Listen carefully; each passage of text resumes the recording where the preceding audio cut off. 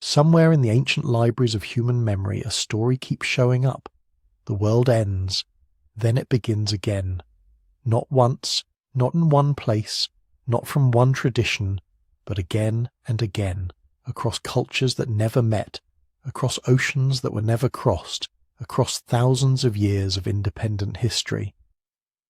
And the version of that story changes depending on where you find it. Sometimes the world drowns, sometimes it burns, sometimes a great darkness swallows everything, or a cold so deep it buries the land under mountains of ice.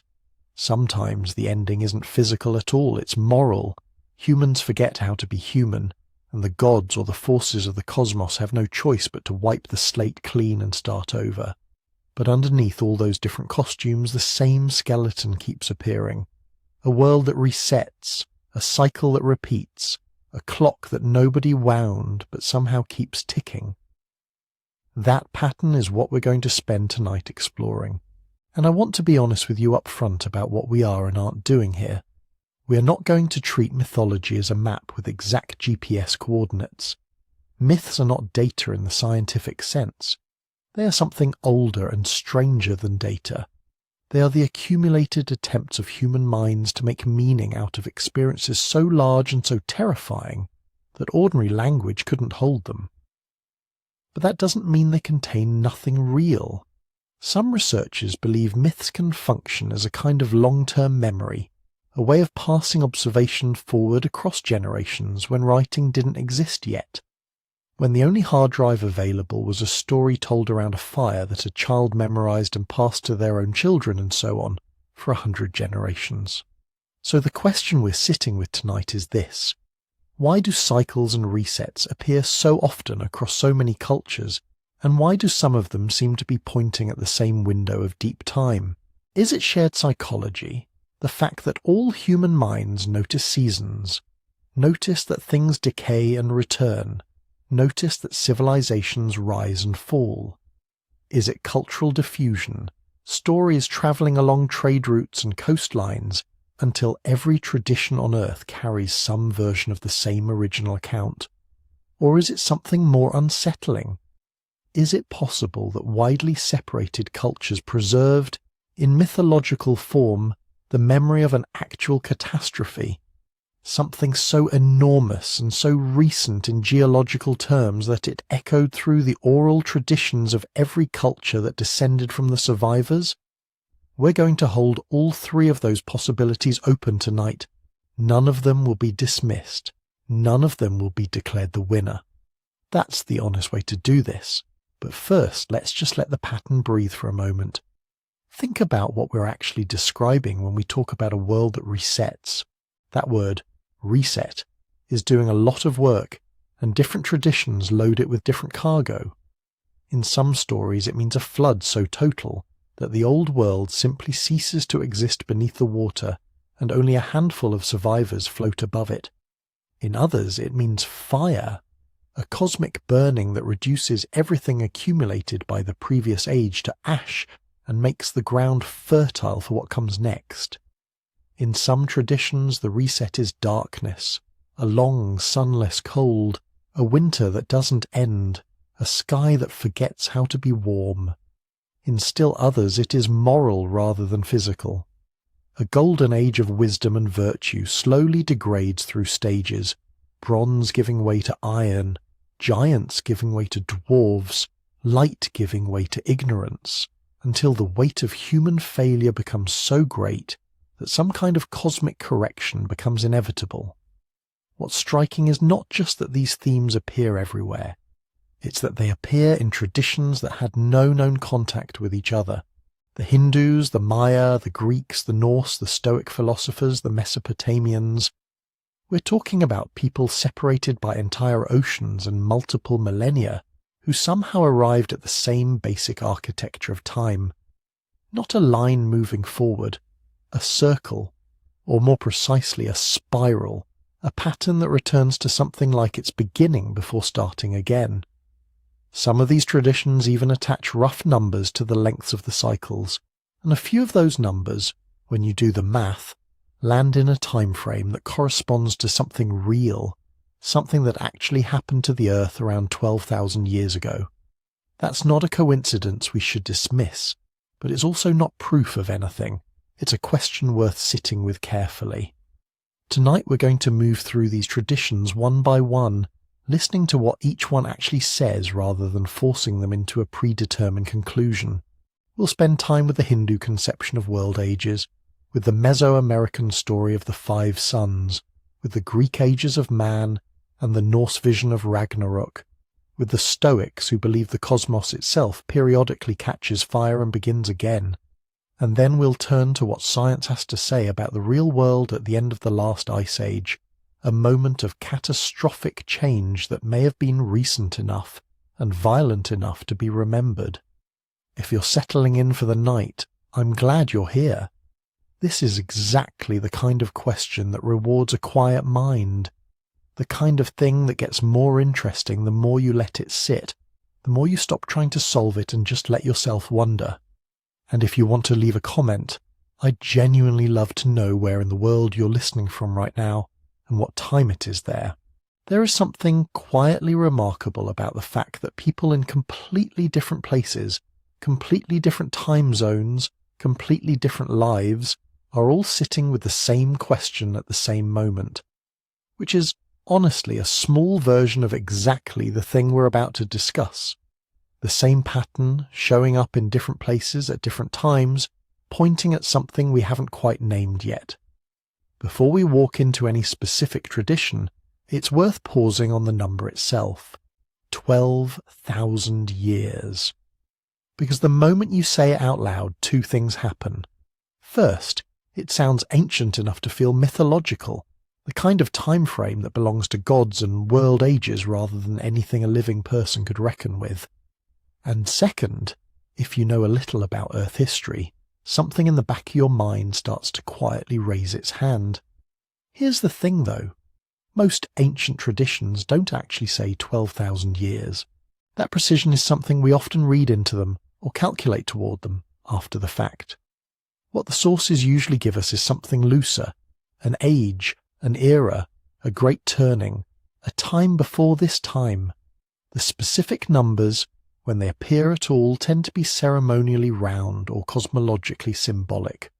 They are language about scale rather than language about calendars, and that distinction matters enormously, because there is a difference between a tradition that says the world has already ended and been remade several times, and a tradition that says it happens on a specific schedule you could plot on a chart. One is a philosophical observation about the nature of time. The other is a claim about mechanism. Most ancient sources are doing the first thing. We should be careful about hearing the second thing when it isn't quite there. So why does the approximate figure of 12,000 years keep coming up in modern discussions of these myths? There are a few reasons, and they're worth separating out. The most astronomical one involves something called the precession of the equinoxes. The Earth doesn't spin perfectly upright. It wobbles very slowly, like a top that's almost, but not quite balanced. That wobble traces a full circle over roughly 26,000 years.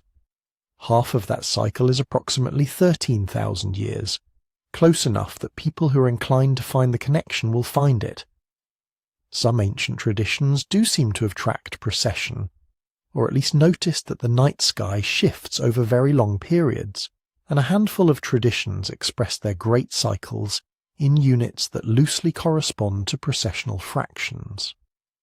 Whether they were measuring precession deliberately, or whether the matches approximate enough to be coincidental, is a genuinely open question.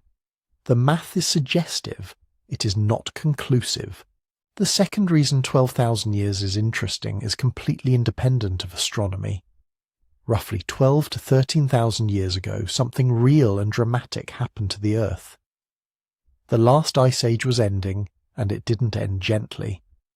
There were episodes of extraordinary rapid climate change, including a sudden cold reversal that lasted more than 1,000 years, sea levels that rose not gradually, but in lurches as massive ice sheets destabilized, and landscapes that transformed within generations from productive grasslands to flooded coastal plains and drought-stricken interiors. If any of those events were experienced by human communities with enough continuity to pass stories forward, then 12,000 years is not just an astronomical estimate. It is a geological timestamp. That overlap is what makes the number feel charged. It sits at the intersection of the sky and the ground, between an astronomical cycle and an actual catastrophe. That gives us our first rough map of the explanatory territory. When we look at any tradition that seems to describe a world reset, there are really 4 buckets we can sort the possible explanations into. The first is psychology. Human minds everywhere notice cycles. Day follows night, seasons return, civilizations rise and collapse, generations are born and die. The idea that time is circular rather than linear might not require any shared source at all. It might simply be what pattern-seeking minds produce when they observe the world long enough. The second bucket is cultural diffusion. Stories travel. They travel along coastlines and trade routes. They move with migrating populations. They survive in the mouths of travellers and the memories of priests. A story that originated in one place could, over thousands of years, spread until it shows up in traditions that seem completely unrelated. The third bucket is the memory of real catastrophe. Not metaphor, not borrowing, but actual inherited recollection of events so severe that they burn themselves into the oral tradition of every culture that descended from the survivors. And the fourth is astronomical frameworks. The possibility that some cultures were deliberately encoding observations about long sky cycles into mythological structure as a kind of time capsule for future generations. None of these explanations is inherently ridiculous. None of them is obviously correct. And crucially, they are not mutually exclusive. The same story could carry psychological universality, a kernel of borrowed detail, a faint echo of real disaster, and a layer of astronomical allegory all at once. Stories are not tidy. Which brings us to a problem we should name clearly, because we're going to bump into it in every tradition we examine. We're working with sources that have already survived a brutal selection process. Only certain texts were copied, only certain oral traditions were recorded, only certain monuments were preserved and eventually translated. What we have is a surviving sample of an original archive we can never fully recover, and the texts we do have were almost always written down long after the traditions themselves were ancient, filtered through the priorities of whoever was doing the writing, shaped by the religious and political context of the compilation period, rather than the original moment of composition. Translation adds another layer of uncertainty, because words that describe cosmological time in Sanskrit or Nahuatl or Old Norse carry nuances that don't map cleanly onto English. And selection bias operates in both directions. Modern writers who are excited about the cycle hypothesis tend to find cycles. Modern skeptics tend to find ambiguity. The sources themselves sit there, silent and complicated, not particularly caring what conclusion we prefer. So here is the tool we're going to use as we move through each tradition. For every story we examine, we're going to ask 3 questions. First, what is the actual motif? What does the story literally describe happening to the world? Second, what mechanism does it offer, if any? Does it tell us why the reset happens? And is that mechanism natural, moral, divine, or astronomical? And third, does it suggest any implied timescale? And if so, how specific is that number and how confident can we be in the translation? Those 3 questions, motif, mechanism, and timescale, won't give us a final answer, but they'll give us something more useful than a final answer. They'll give us a way to compare traditions honestly, without forcing them to agree with each other when they don't, and without dismissing the places where they genuinely do seem to be pointing in the same direction. The first tradition we're going to visit is one of the oldest and most elaborate cosmological frameworks in human history. a system so vast in its sense of time that 12,000 years is barely a rounding error inside it. In later Hindu thought, the world doesn't just have a beginning and an end. It moves through vast repeating seasons called yugas, world ages that rise and fall in a steady decline of order. By the time the texts that explain this system were written down, the rhythm is already taken for granted. Time is not a straight line, it's a wheel. The classical picture goes like this.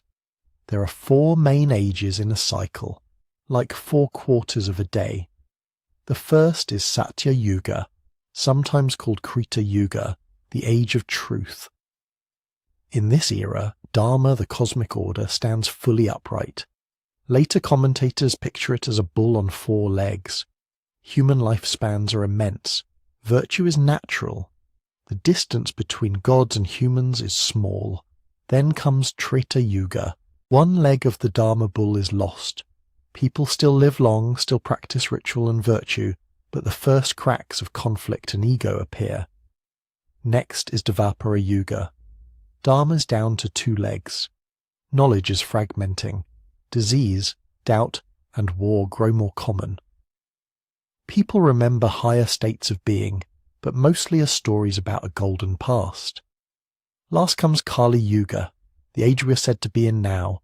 Only 1 leg of Dharma remains. Lifespans are short, rulers are corrupt, spiritual practice is weak, and the world tends toward confusion and violence. Not necessarily in a Hollywood apocalypse sense, but in a slow erosion of meaning. Then the cycle ends. A new Satya Yuga begins, and the whole pattern repeats. That's the motif, a moral and spiritual decline across 4 ages leading to a reset. The mechanism is primarily ethical and cosmic, not geological. The world decays because humans drift away from Dharma, and because cosmic time itself is running down toward a scheduled renovation. Natural disasters show up in some Puranic passages, but they're usually instruments of this moral cosmic reset, not the central point. Where it gets complicated is when numbers enter the story. In earlier Vedic material, the word yuga can simply mean a long period, an era, sometimes even the length of a human life or a ritual cycle. The Rig Veda uses it flexibly. There's no clear, fixed 4-yuga system with enormous timescales attached. That structure crystallizes later, especially in the epics and Puranas, texts that reach their current forms many centuries, even millennia, after the earliest layers of Hindu tradition. By that stage, the yugas are given explicit lengths in Years of the Gods. A standard Puranic scheme assigns 4,800 divine years to Satya Yuga, 3,600 to Treta, 2,400 to Dvapara, 1,200 to Kali. Each divine year is then said to equal 360 human years. Multiply it out and you get Satya Yuga, 1,728,000 human years, Treta, 1,296,000, Dvapara, 864,000, Kali, 432,000, add them together, and a full 4-yuga cycle, a Mahayuga, lasts 4.32 million human years. 1,000 of those make 1 day of Brahma, the creator god. At that scale, 12,000 years is not a big deal. It's a tiny flicker somewhere deep inside Kali Yuga. Now, almost everyone agrees that these numbers are part of the later, more systematic layer of Hindu cosmology. But precisely how they developed and what they were meant to encode is debated. Some scholars see a kind of symbolic mathematics at work. The ratio between the lengths of the 4 yugas is 4 to 3 to 2 to 1, a descending pattern that mirrors the decline of Dharma. The total, 10 parts, of 1,200 divine years looks like intentional numerology.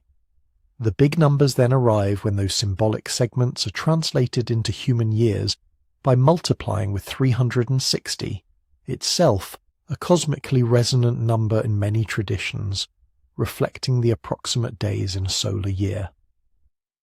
Others point out that different texts and regions preserve variant systems. Some counts don't match the later standardized Puranic arithmetic. There are disagreements about when exactly the current Kali Yuga started, with traditional Indian astronomers often placing its beginning around 3102 BCE, while modern historians argue that this date likely reflects later back calculation rather than a memory of a real event. The idea that we can pinpoint the dawn of Kali Yuga to a specific historical year is, at minimum, contested. Then there is the question of mechanism. Are the yugas meant to describe physical catastrophes, or are they purely moral and metaphysical? In the main Puranic narrative, the transitions between yugas are not always depicted as literal world-destroying cataclysms. The big, all-out dissolution of the universe, the pralaya, happens at the end of much larger cycles, at the close of a day or lifetime of Brahma.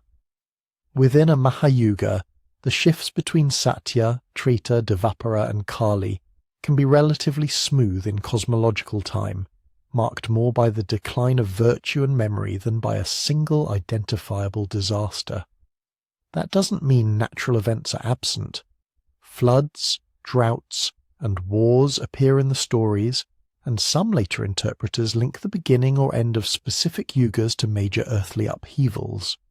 But in the underlying logic of the system, physical catastrophe is a symptom, not the driver.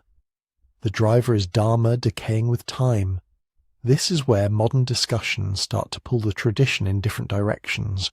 One line of thought asks whether the yuga numbers might encode astronomical cycles. The descending 4 to 3 to 2 to 1 ratios, the reliance on 360, the huge spans of time all invite comparison with precession and other long-term sky movements. Some modern writers try to reinterpret the enormous Puranic figures as misread or allegorized versions of more manageable numbers, suggesting that if you strip away layers of multiplication, you might find something closer to tens of thousands of years rather than millions. Others argue that this is reading too much into a system that was primarily theological and philosophical. On this view, the yuga arithmetic isn't meant to map directly onto geology or even precise astronomy. It's a way of expressing the radical difference between human time and divine time, of putting moral decline onto a cosmic stage so vast that everyday history feels like a brief storm inside it. Then there is the political dimension. Some researchers suggest that yuga talk in certain periods may have been used to frame real-world social change. If you can convince people that they are living in a darkening age by cosmic decree, that can justify particular religious reforms, moral campaigns, or even political centralization. In that reading, the math supports a story about authority and order more than a story about the sky or the rocks. So what is solid and what isn't?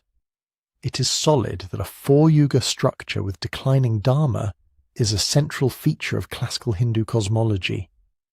It is solid that the huge numerical scheme with 4.32 million-year cycles and the 4 to 3 to 2 to 1 ratios represents a later, more systematic development, not something we can project unchanged back into the earliest Vedic layers. It is not solid that these numbers encode a precise geological or astronomical clock that points us neatly to a 12 or 13,000 year reset. Some modern interpreters propose that, but it remains speculative and often depends on rescaling or selectively reading the figures. What the yuga system does offer us, very clearly, is a sophisticated way of thinking about world ages, not as a single apocalypse, but as repeating arcs of moral and spiritual weather. It is a cosmology where decline is built into the structure of time itself, and where resets are inevitable, but not always driven by a literal flood or fire. That raises a question we'll keep in mind as we move on.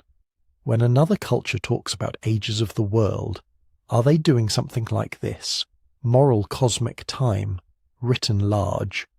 Or are they closer to describing concrete physical disasters? In some cases the answer will lean one way, in others the lines will blur. Our next stop lies across the ocean, in a tradition that also imagines multiple creations and destructions of the world, but does so with a very different flavour.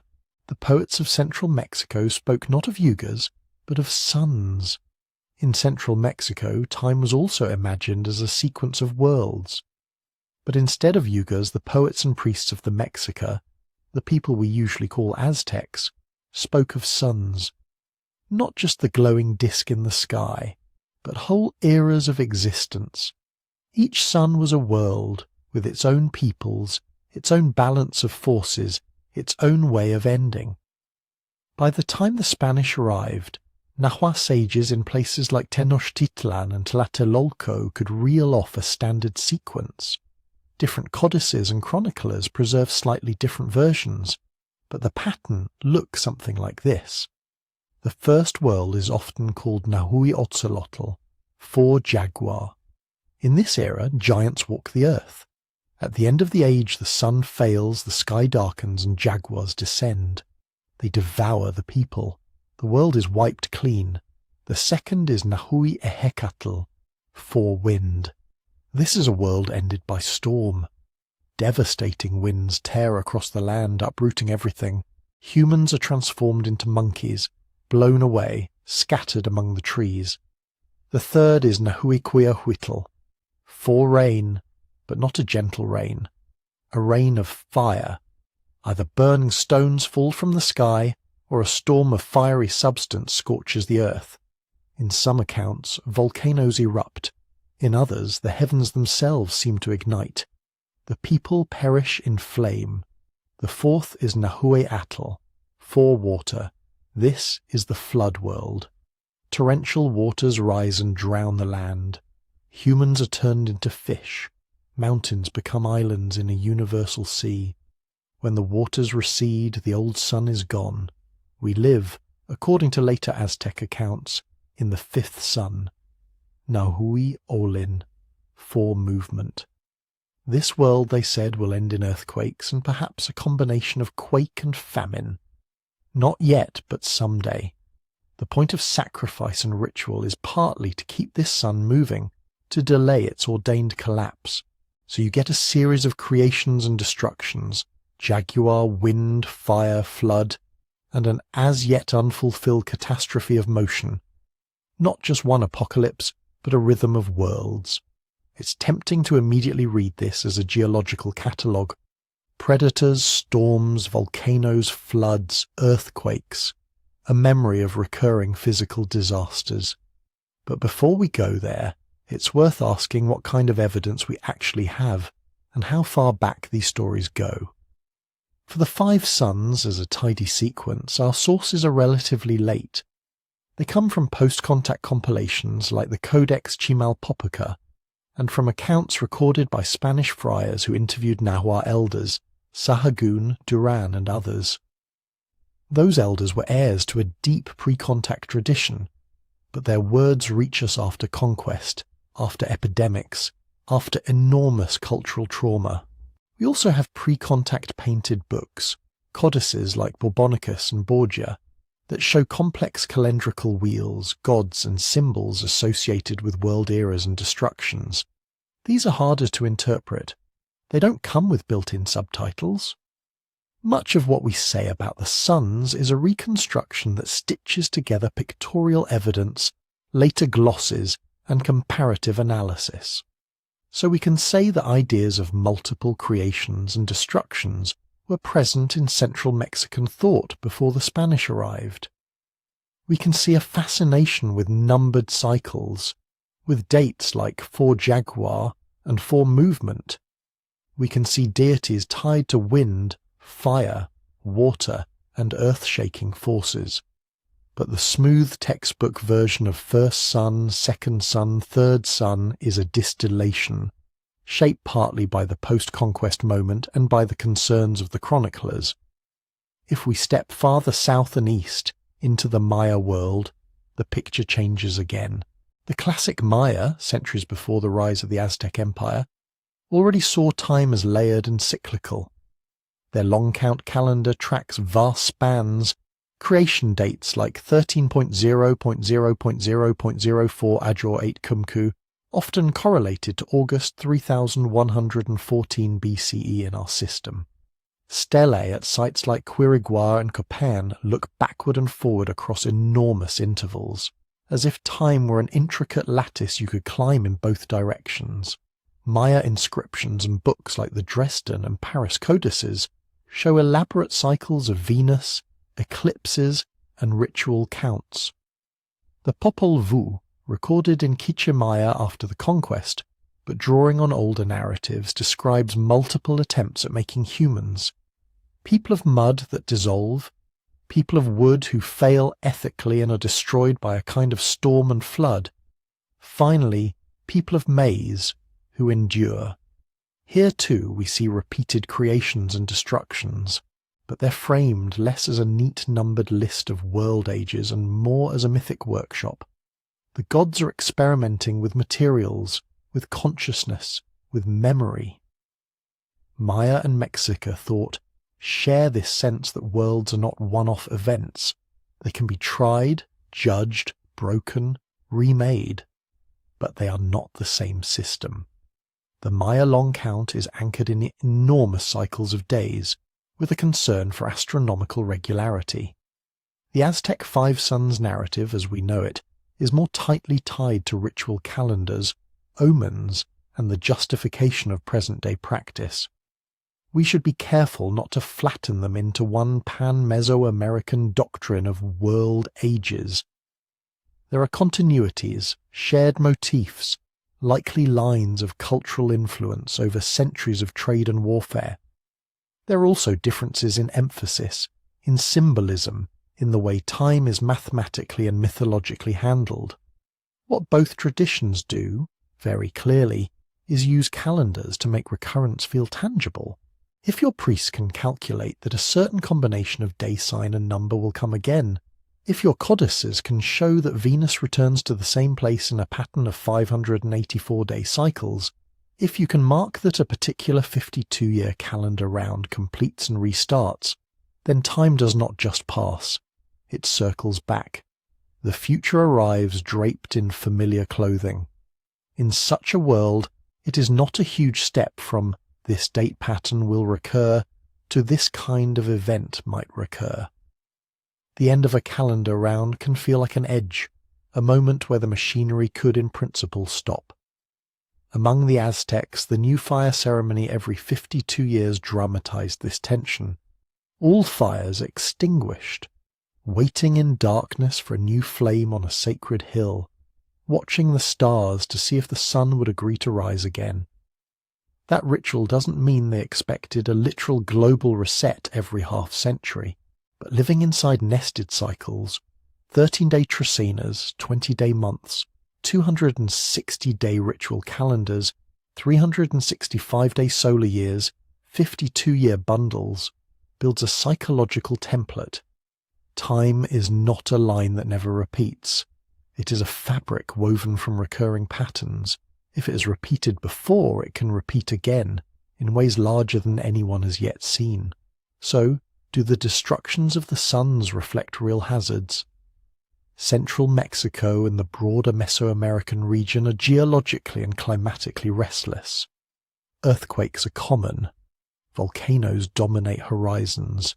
Some erupted catastrophically in the past 2,000 years.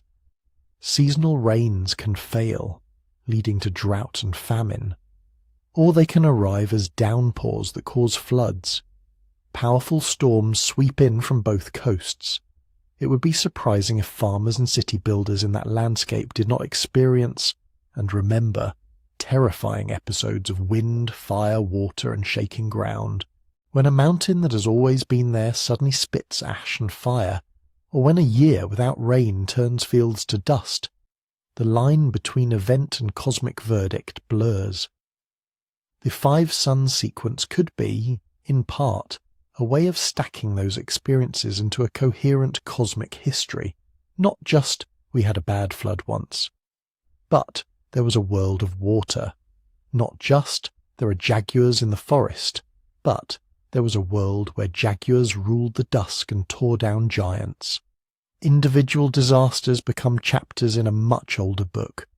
We can't tie any one sun neatly to a specific geological episode, let alone to late Ice Age events like the Younger Dryas.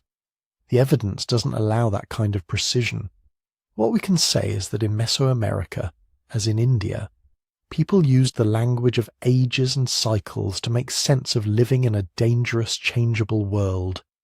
The reset is not always total, not always global, but the idea of repeated endings is there. Behind the calendars and codices sits the same question we keep encountering. Are these cycles mainly about the sky, about ethics, about ritual, about memory of real catastrophe, or some shifting mixture of all of them? As we move next to the Greek imagination of ages, we'll see yet another answer. A story where metal, not jaguars or floods, becomes the language of decline. When early Greek poets talked about ages, they reached for a very different vocabulary. No jaguars, no numbered calendar rounds, no explicit talk of the sun going out. Instead, they imagined history as a sequence of metals slowly getting worse. Hesiod, writing somewhere around the 7th century BCE, in a rough, agrarian corner of Greece, gives the classic version in his poem Works and Days. He says that the gods made not just one human race, but several, one after another, like experiments in a forge. First came the golden race. These people lived when Kronos ruled in heaven before Zeus. They did not toil. They did not age. The earth gave food freely. They died, but it was more like sleep than suffering. After death they became guardian spirits, roaming the earth, watching over later mortals. This is as close as Greek myth gets to a paradise age. Then, says Hesiod, the gods made a silver race. These were nothing like the first. They were childish for 100 years, then briefly adults, arrogant and violent, refusing to honour the gods. Zeus destroyed them. After death they became blessed underground spirits, but their time on earth was a kind of failure. Next came the bronze race. These people were terrible and strong. Their entire concern was war. They lived in bronze houses, used bronze tools, and ate no bread. They were in effect walking weapons. They destroyed each other and went down into Hades, leaving no trace.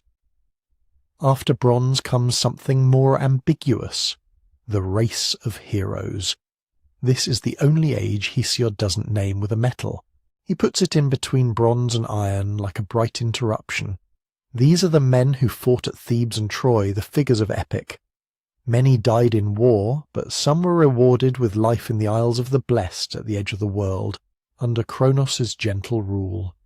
Finally, Hesiod says, comes the Iron Race, his own people. This is an age of toil, injustice, and fear. Men work by day and suffer by night. Families turn on each other. Guests and suppliants are no longer sacred. The language grows dark here. Hesiod predicts that even the gods of justice will abandon the earth eventually, and that his contemporaries are living in a time of decline from which there is no return. Notice what this history is doing. It isn't a technical chronology. Hesiod is vaguely aware of older times of stone and bronze. Archaeology was visible in the ruins and weapons around him. But he is not giving a museum tour of material cultures. He's writing moral and social commentary in mythic form. Gold is peace, effortless agriculture, respect for gods and elders. Silver is childishness and impiety. Bronze is pure militarism. The heroic age is a nostalgic exception, a way to bridge his own bleak present with the glorious past of Homer's epics. Iron is the anxious, unjust, hard-fisted world of small farmers in archaic Greece, where drought, debt, and aristocratic violence are constant threats. The metals are metaphors for character. He is also doing something psychologically very familiar. He's looking around at his own society, at corrupt judges, at back-breaking labour, at the fragility of life in a marginal landscape, and he's telling himself it wasn't always like this. There was once a better time. The age story becomes a way of encoding social criticism. It says, people have changed, not just from childhood to adulthood, but from generation to generation in a downward slope. Later Greek thinkers play with this template rather than simply inherit it. By the classical period, philosophers and historians were quite aware of real technological change. The shift from stone to bronze to iron, the rise and fall of city-states, the memory of palaces that had burned centuries before. Some started to blend Hesiod's moral metals with more literal ideas of progress and decline. Plato, in the Republic and the Politicus, tells stories of recurring political cycles, kingship decaying into tyranny, aristocracy into oligarchy, democracy into something worse. In The Statesman, he even imagines vast cosmic cycles where the universe alternates between being guided by a god and spinning on its own, leading to alternating eras of order and chaos. It's not quite a metal age scheme, but it rhymes with the sense that history can tilt one way, then the other. Elsewhere, in the Laws and the Critias, Plato gestures to earlier destructions, floods, fires, and the submergence of cities like Atlantis. He uses these to explain why human societies seem to restart, losing written records and technical skills. For him, catastrophe is a reset that wipes the slate so that culture has to climb back up again. This brings us to another thread in Greek storytelling, the flood of Deucalion. In the version that becomes standard, Zeus decides humanity has become wicked and corrupt. He sends a great flood to destroy them. Prometheus warns his son Deucalion, who builds a chest or small ark with his wife Pyrrha. They ride out the deluge, land on a mountain, often identified as Parnassus, and, once the waters recede, they repopulate the world by throwing stones over their shoulders, which turn into men and women. Ancient commentators already noticed the parallels with Near Eastern and biblical flood stories. The Greek world sat in a dense web of trade and story exchange around the Eastern Mediterranean. Ideas travelled with grain ships and mercenary soldiers. It's very likely that motifs flowed back and forth, but we can also ask why a flood myth would resonate so powerfully in that particular region. The Aegean and Eastern Mediterranean are seismically active. Earthquakes are common. Sudden tsunamis can slam into coasts and wipe out harbours. Volcanic eruptions, like the famous one at Thera, Santorini, in the 2nd millennium BCE, can devastate islands and send waves across the sea. Droughts strike, sometimes for years, undermining agriculture and triggering migration and war. The late Bronze Age collapse around 1200 BCE left real scars. Burned palaces, abandoned cities, population shifts. All of this would have left its mark on collective memory long before Hesiod. When Greeks told stories of past ages and floods, they were not doing geology, but they were drawing on a landscape that periodically reminded them that everything built on its shores was fragile. The Deucalion story and the Ages of Man framework sit side by side rather than merging into a single doctrine. One says, there was a time when human beings as a whole were better. Now we live in iron. The other says, once the gods wiped almost everyone out and we had to start again. Together, they create a layered sense of time, moral decline across generations, punctuated by occasional near-total resets. This is different from the finely graded yugas of India or the carefully calendared suns of central Mexico. And it's also different from what later Greek and Roman philosophers, especially the Stoics, will propose, a fully cosmic cycle in which even the stars themselves burn and are renewed. Hesiod's metals are about character and society. Deucalion's flood is about punishment and reprieve. The cycles here are more ethical and political than astronomical. Still, once the language of ages and resets exists, it's available for reinterpretation, By the time we reach the Hellenistic and Roman eras, some thinkers will look up at the precession of the equinoxes, feel the grinding of history, and begin to imagine an even larger wheel. The universe itself breathing in and out, worlds periodically consumed in fire and born again. That's where we'll go next, to the Stoic vision of ekpyrosis, a cosmic reset that sounds, at first glance, like just another version of world ages, but is actually something far more radical. If we move north, to the cold edge of Europe, the language of endings changes again. The Greeks talked about metals and floods. The Norse, whose myths were shaped in fjords and long winters, imagined the end of the world as a freezing, burning, drowning catastrophe called ragnarök. But even here, the story doesn't stop at destruction. In the version we know best, preserved in medieval Iceland, ragnarök is a kind of scripted catastrophe. The seeress in the Poetic Edda recites it almost like a memory and a prophecy at once. First come signs, brothers turning on each other, oaths breaking, a long bitter winter called Fimbulvetur with no summers in between. Wolves devour the sun and moon. The stars vanish. The world tree trembles. Then everything breaks loose.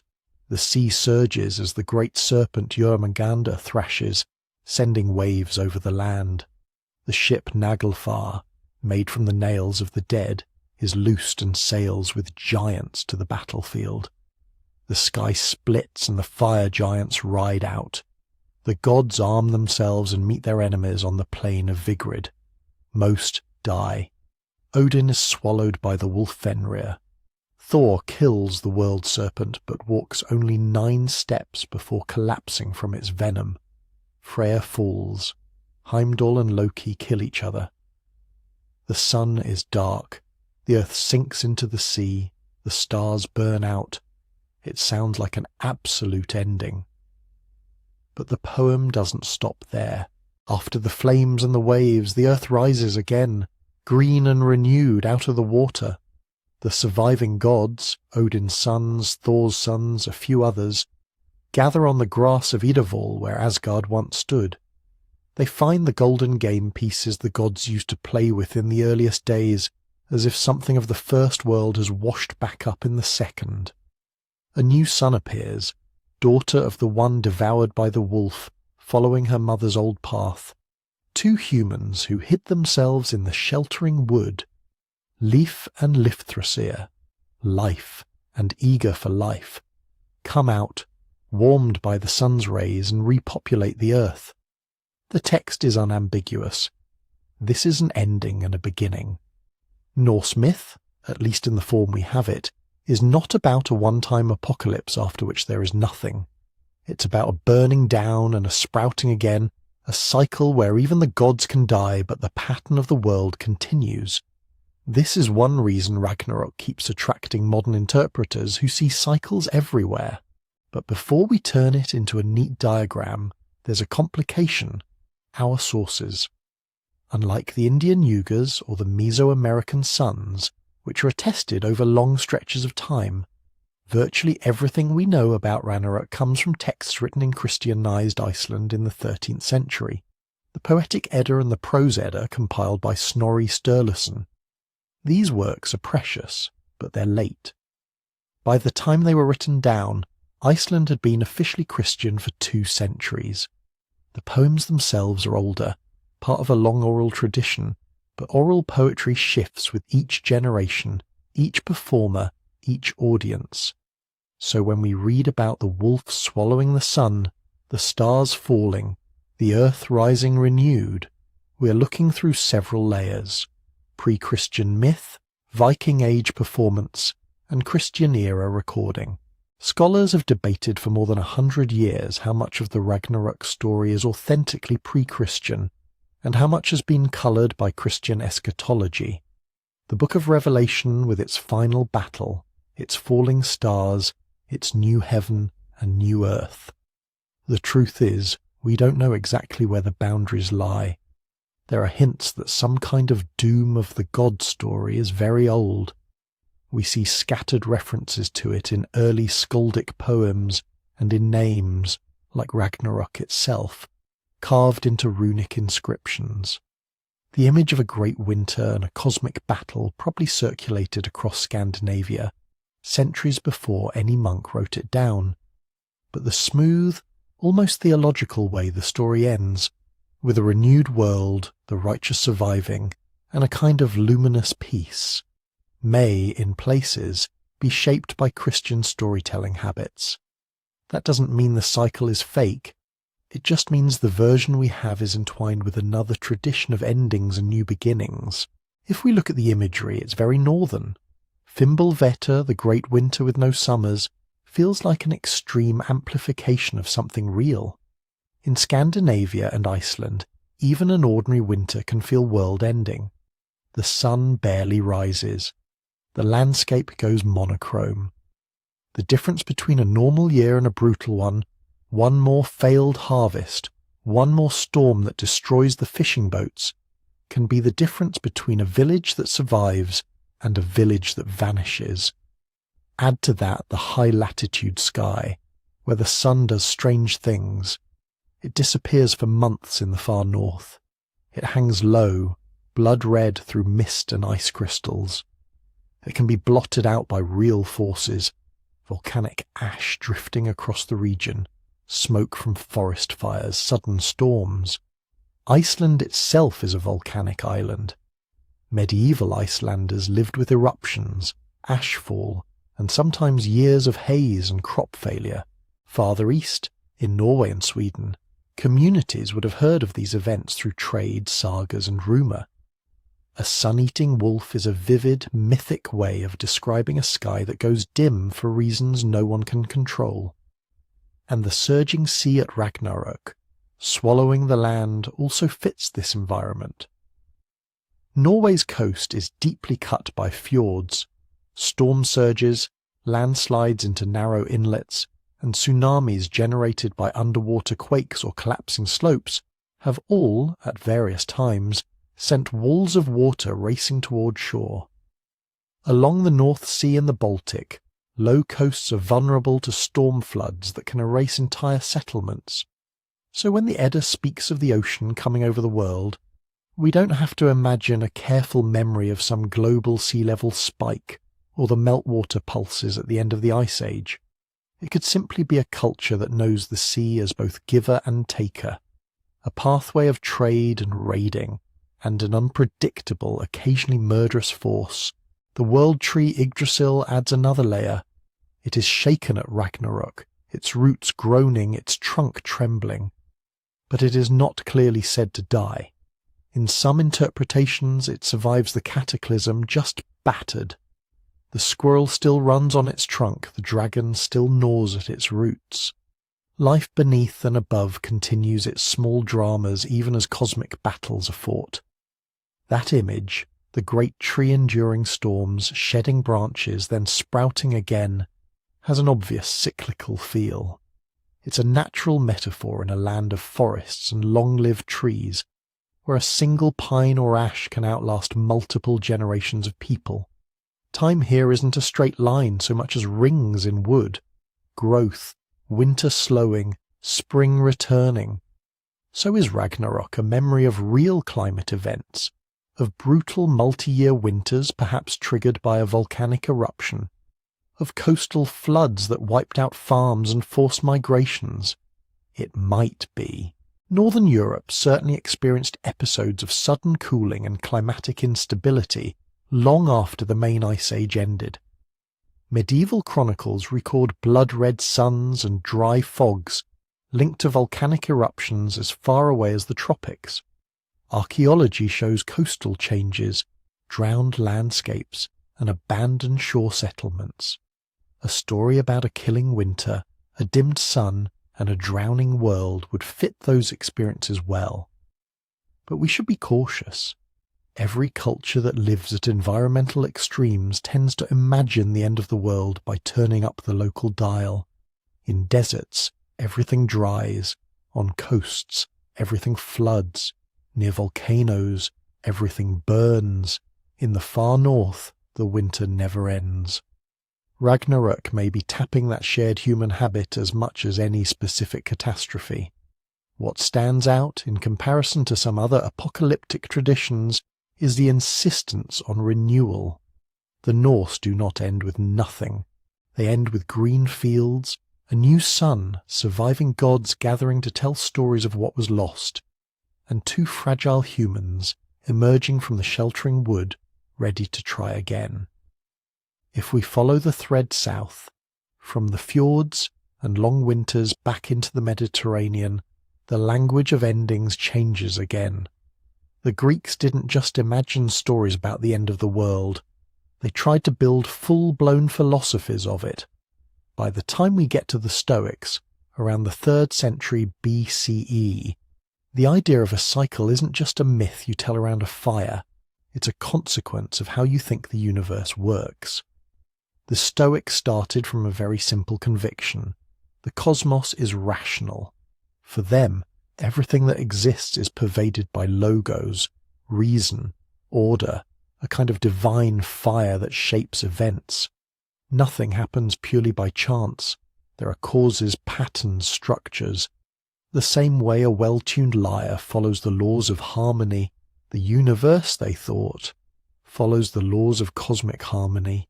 Once you make that move, an obvious question appears.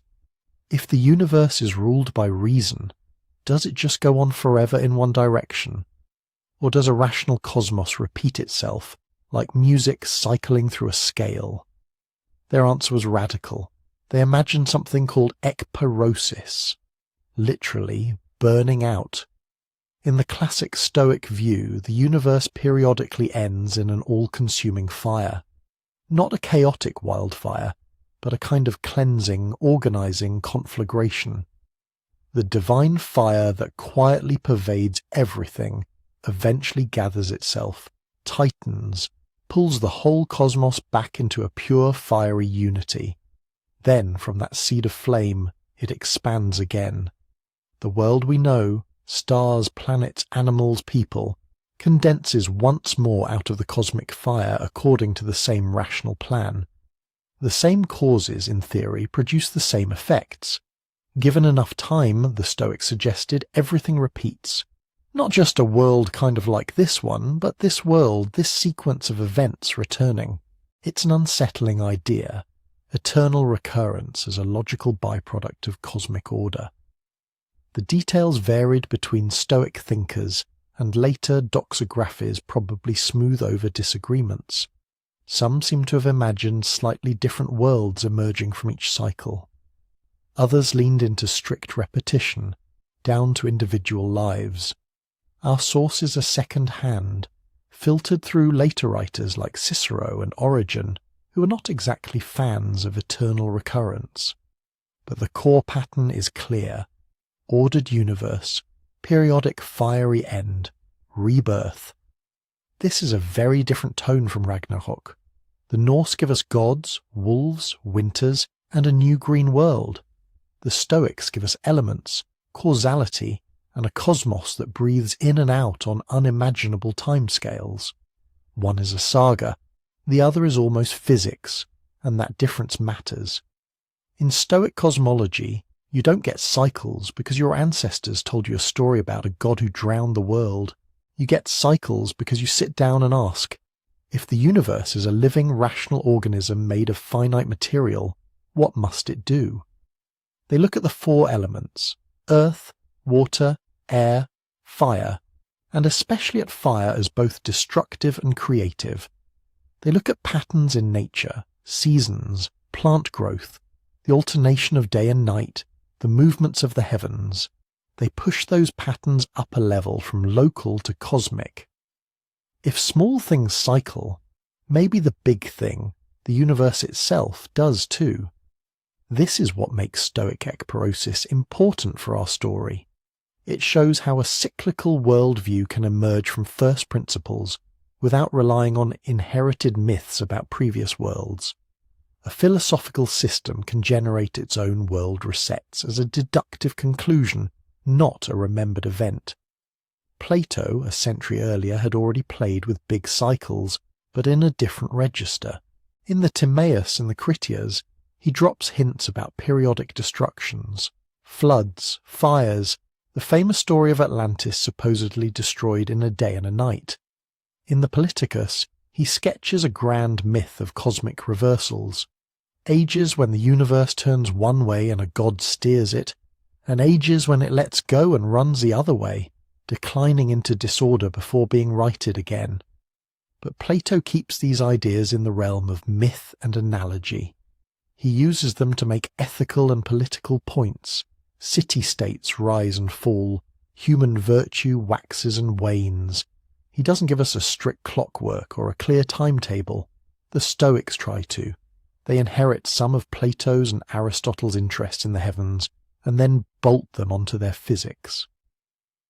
The stars and planets, they thought, are not random lights, but fiery, rational bodies tracing out harmonious paths. The regularity of their motion becomes evidence that the universe is an ordered living being, not an accident. Here, another classical obsession quietly joins the picture: harmonics. Greek thinkers from Pythagoras onward were fascinated by the way musical intervals could be expressed as ratios, and how simple ratios seem to appear in geometry and astronomy.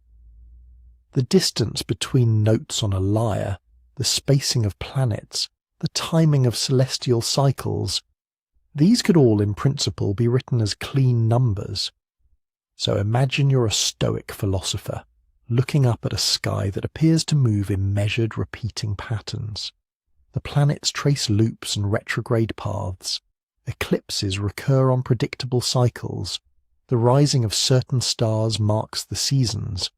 You already believe the cosmos is rational and finite in its materials. You already believe fire, the most subtle element, pervades everything and periodically gathers and disperses. You already believe harmonies underlie the movements of the heavens. Under those assumptions, ekpyrosis becomes a kind of cosmic metronome. The universe contracts into fire, expands into form, lives out its causally determined history, then returns to fire on schedule. Reset. Repeat. Was any of this empirical science? By modern standards, no. They had observations of the sky, but no telescopes, no concept of thermodynamics, no deep timescale calibrated by radiometric dating or plate tectonics. Ekpyrosis was speculation built out of metaphysics, bits of astronomy, and a love of symmetry. Still, it's striking that when educated Greeks and Romans tried to imagine the biggest possible pattern, they ended up with something that looks, in outline, like a reset button on the universe. A world, an ending, a recreation. Not necessarily every 12,000 years, not tied to any particular geological event we can identify, but a conceptual template, the cosmos, as something that can be periodically wiped and redrawn. We'll come back to that template, because once you've seen the Stoic universe burning down and starting over, it's easier to understand why later thinkers, pagan, Jewish, Christian, Islamic, and eventually modern, kept looking for grand cycles in the sky. Some searched in planetary alignments, some in precession and great years, some in harmonies of history itself.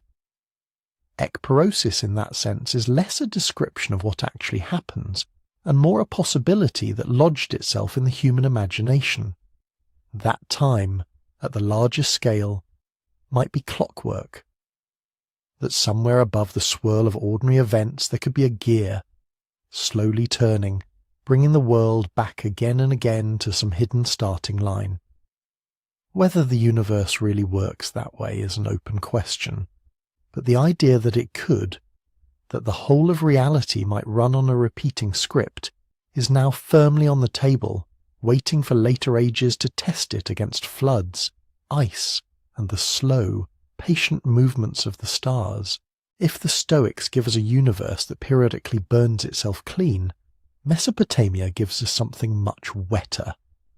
Long before Greek philosophers were arguing about cosmic fire, scribes along the Tigris and Euphrates were copying stories about another kind of ending, the flood. Not a seasonal inconvenience, a reset, The two most famous versions we have come from the Akkadian Atrahasis epic and from the flood episode embedded in the Epic of Gilgamesh. They're cousins, reworking the same basic plot for different audiences and different political moments. In Atrahasis, the world is new, the gods are tired, and humans are a mistake that got out of hand. The lower-ranking gods, the Igigi, are forced to dig canals and tend the land for the great gods. Eventually they snap. They throw down their tools and surround Enlil's house in revolt. To solve the labour problem, the gods create humans. For a while, that works. Humans take over the hard work. Civilization grows. But over time, people multiply, and as they multiply, they get noisy. The text brings this up again and again. Human noise keeps Enlil from sleeping. It's a simple line with a lot packed into it. Noise means literal sound. Cities, festivals, busy fields. But it also stands in for disturbance, disruption, the friction of too many bodies in too small a space.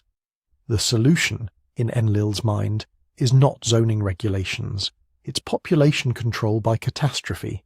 First he sends plague, then famine, then drought. Each time, another god, usually Enki/Ea, the more sympathetic fixer in these stories, quietly warns Atrahasis, the wise human, and shows him how to avert the disaster. Rituals, offerings, some clever manipulation of divine politics. Finally, enraged that his plans keep failing, Enlil escalates. He proposes a flood that will wipe out humanity entirely. Here the tone changes. We're not talking about a bad flood season that ruined some crops. The text frames this as a once-for-all deluge. The gods swear an oath not to warn humans, to let the destruction be total. Enki cheats, just enough to save a remnant. He doesn't technically tell Atrahasis. Instead, he speaks to the walls of Atrahasis' reed house, which just happens to be within earshot. Atrahasis is instructed to build a boat, load it with animals and his family, and wait. The flood comes. The world, as far as the narrative is concerned, is drowned. In the Gilgamesh version, recorded a few centuries later, Atrahasis has become Utnapishtim, and the story is told from a more reflective angle. Utnapishtim is remembering the day the waters rose and the gods themselves panicked at the scale of what they'd unleashed, cowering like dogs at the edge of their own storm. Both versions end the same way. The waters recede, the boat comes to rest, birds are released to test the land, a sacrifice is offered. The gods gather around the sacrifice like flies, hungry, grieving, chastened. Crucially, there's a deal. The flood is not supposed to happen again. Instead of periodic annihilations, the gods agree to establish non-apocalyptic checks on human fertility and lifespan. Infant mortality, priestesses bound to celibacy, a limit on how long people live. The world after the flood is a different regime. Kingship is reconfirmed, rituals are set, a new equilibrium is established. On the ground, in real Mesopotamian cities, people absolutely knew what floods were. The Euphrates and Tigris were volatile, their courses shifting, their banks breaking. Archaeology shows flood layers in sites like Shuruppak and Ur. You could live through a year where your entire town was covered in mud and silt, where homes were destroyed and fields turned to marsh.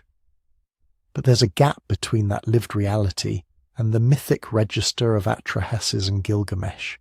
Seasonal or even decadal flooding is part of the agricultural cycle. You complain about it, you build levees, you rebuild. The flood in these epics is different. It's framed as a one-time world-scale reset tied to cosmic governance, not just weather.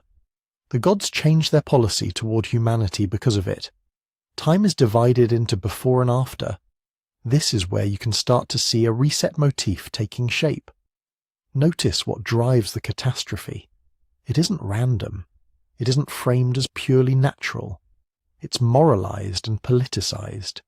Human overabundance and disorder, symbolized by noise, threaten the comfort and authority of the gods. Kingship, which in Mesopotamian ideology is the gods' delegated rule on earth, exists to channel that human energy into ordered labor and ritual. When that system breaks, or when sheer numbers overwhelm it, the divine response is to clear the board and start from a smaller base. This pattern repeats across versions. In some Sumerian king lists, the flood becomes a hinge in political history. Then the flood swept over, after the flood had swept over and kingship had descended again from heaven. The list of rulers is split into antediluvian and post-diluvian, like two different epochs of the world. In all of this, we can separate two levels. On one level, there's the very real experience of living in a floodplain that occasionally delivers terrifying city-scale disasters. That experience leaves measurable traces, sediment layers, abrupt breaks in occupation, rebuild phases. On another level, there's the story logic that stretches that local experience into a total renewal of the world, with new rules, new limits, and a reissued kingship. The myth doesn't carefully describe realistic hydrology. It doesn't say the river overtopped its banks by 3 meters and inundated the lower quarter. It jumps straight to all humankind was destroyed, then immediately to cosmic consequences. That jump is where something we might call catastrophe memory could live. If a culture had in its deep past experienced an event that felt more than local, an enormous flood, a rapid sea level rise, a cascade of failures across multiple cities, the memory of that trauma wouldn't necessarily be stored as a precise chronicle. It would be compressed into a story that hits certain beats, a sudden, overwhelming natural force that feels absolute, a sense that the old way of life is over, not just damaged, a remnant that survives, often through special knowledge or favour, a new world order that follows, with altered human lifespans, institutions, or divine rules. When we talk about catastrophe memory in myth, this is what we're pointing to. Not a perfect snapshot of some single geological event, but a narrative template that preserves how an extreme event felt and what it changed. In Mesopotamia, that template sits on top of a real, everyday relationship with rivers that regularly misbehaved. Flood stories here are not told by people who've never seen a flood. They're told by people who see floods all the time and are trying to say, once something happened that made all the others look small. Over centuries, as languages shift from Sumerian to Akkadian to later Semitic tongues, the flood narrative travels and transforms. Names change, Ziusudra, Atrahasis, Utnapishtim, but the structure remains recognizable. Empires rise and fall, libraries burn, but scribes keep copying the story, adjusting it to new theological and political needs.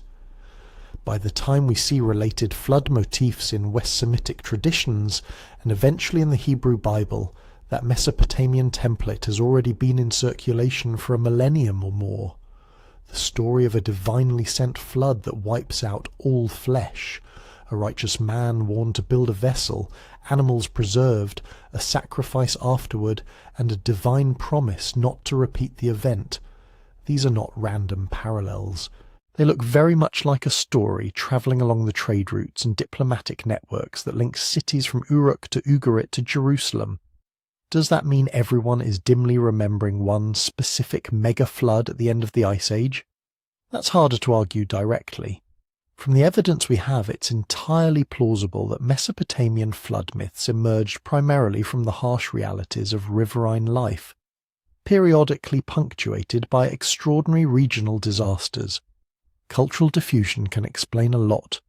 A powerful template born in one floodplain, spreading via scribes, merchants and conquerors, and being reinterpreted along the way. But even if these stories are just river stories, they show us what catastrophe memory looks like on the page. It selects. It exaggerates scale. It connects natural forces to questions of justice and power. It uses a one-time, overwhelming event as a boundary between worlds. When we later turn to the end of the Ice Age, the meltwater pulses, the sudden climate swings, the real, measurable floods that transformed coastlines, we'll keep this Mesopotamian pattern in mind. Because if there were truly global or hemispheric scale events back then, the memories that survived into settled literate civilizations probably wouldn't read like seismological reports. They'd read more like atrahasis, a world too full, too loud, a divine decision, and water rising until the only thing left is a boat, a promise, and the uneasy feeling that the reset button once found might be pressed again. If you step back from any one story and zoom out, a curious thing happens.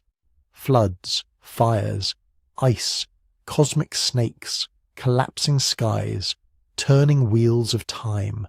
Cultures that never met end up telling endings that rhyme. They disagree about the details.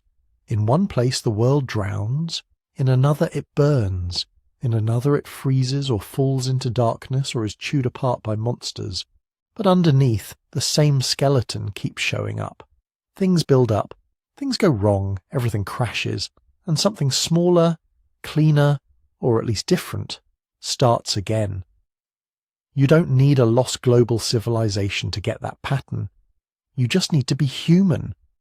Start with the most basic teacher of cycles, the year. If you live anywhere with seasons, you watch the world die and be reborn over and over again.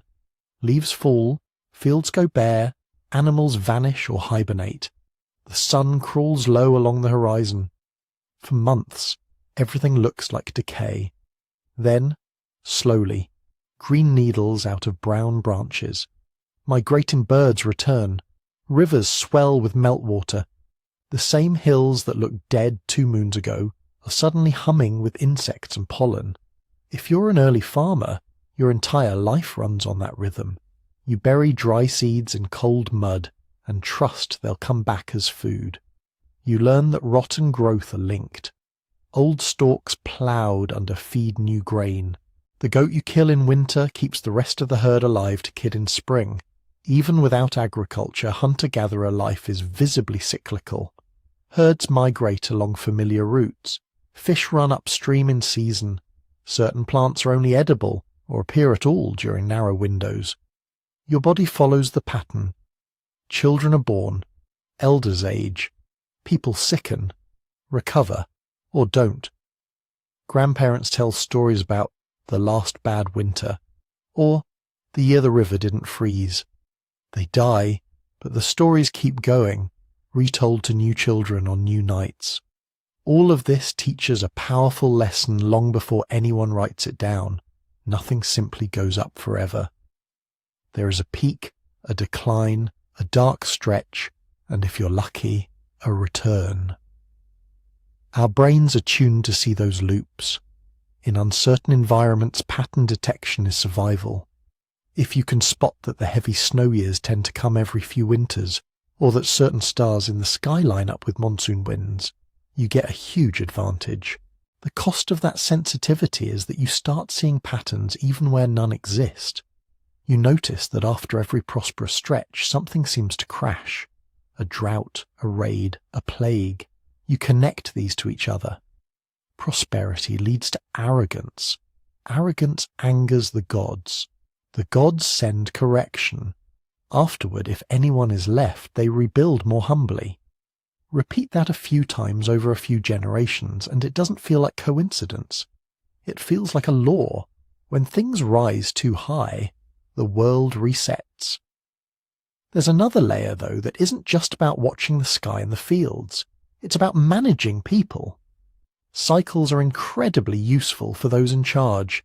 If you're a new dynasty in China, or a new king in Mesopotamia, or a new ruler in Mesoamerica, you don't want to say, "We killed the last guys and now we're in charge." You want to say, "The age has turned. The heavens themselves have withdrawn favour from the old order and granted it to us." A story about recurring world ages or suns or yugas gives you a script. The old regime failed because it broke the cosmic rules. It became unjust, impious, or simply overripe. Its fall was inevitable. Your rise is not just a coup, it is the dawn of a new era. Cycle myths also do social work at the everyday level. They explain why life is hard without blaming the gods for being incompetent or cruel. Suffering becomes a stage in a grand pattern. When the crops fail, when war comes, when an earthquake flattens the town, people can say, we're living in the dark age of the cycle, rather than the universe is random and meaningless. That matters psychologically. A story that says, everything will get worse until it ends forever, is unbearable. A story that says, things decay, but after the collapse, a new, better world will come, is survivable.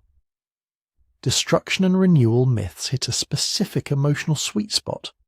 They acknowledge that loss is real. Cities burn, rivers change course, empires die, but they insist that loss is part of a larger movement that eventually leads back to order or purity or spiritual advancement. Once you have that template, it's endlessly reusable. A plague? That's the end of a mini-age. A foreign conquest? The gods turning the wheel? A volcano? Fire purifying the world before it's born again? Even personal tragedies can be folded into it. An elder might tell a grieving child, our family is passing through its night. Dawn will come. You can also compress a lot of history into one neat story. Think about how a family remembers its past. Great-grandparents lived through 3 different wars, 2 famines, 1 pandemic, and a forced relocation. Their descendants don't carry 5 or 6 distinct, sharply dated narratives. They inherit a single, powerful image. The time when everything was taken from us and we had to start over. Cultures do the same thing at a larger scale. Multiple bad harvests, several different invasions, a couple of city-destroying floods, and a slow shift in climate can, over centuries, blur together in oral memory. Instead of 5 separate crises, you end up with one archetypal world ending that sits in the deep past. You don't remember which king was on the throne when the worst flood came, or which valley emptied out first.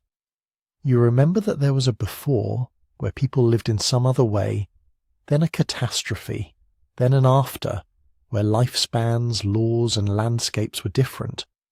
Myth is very good at that kind of compression.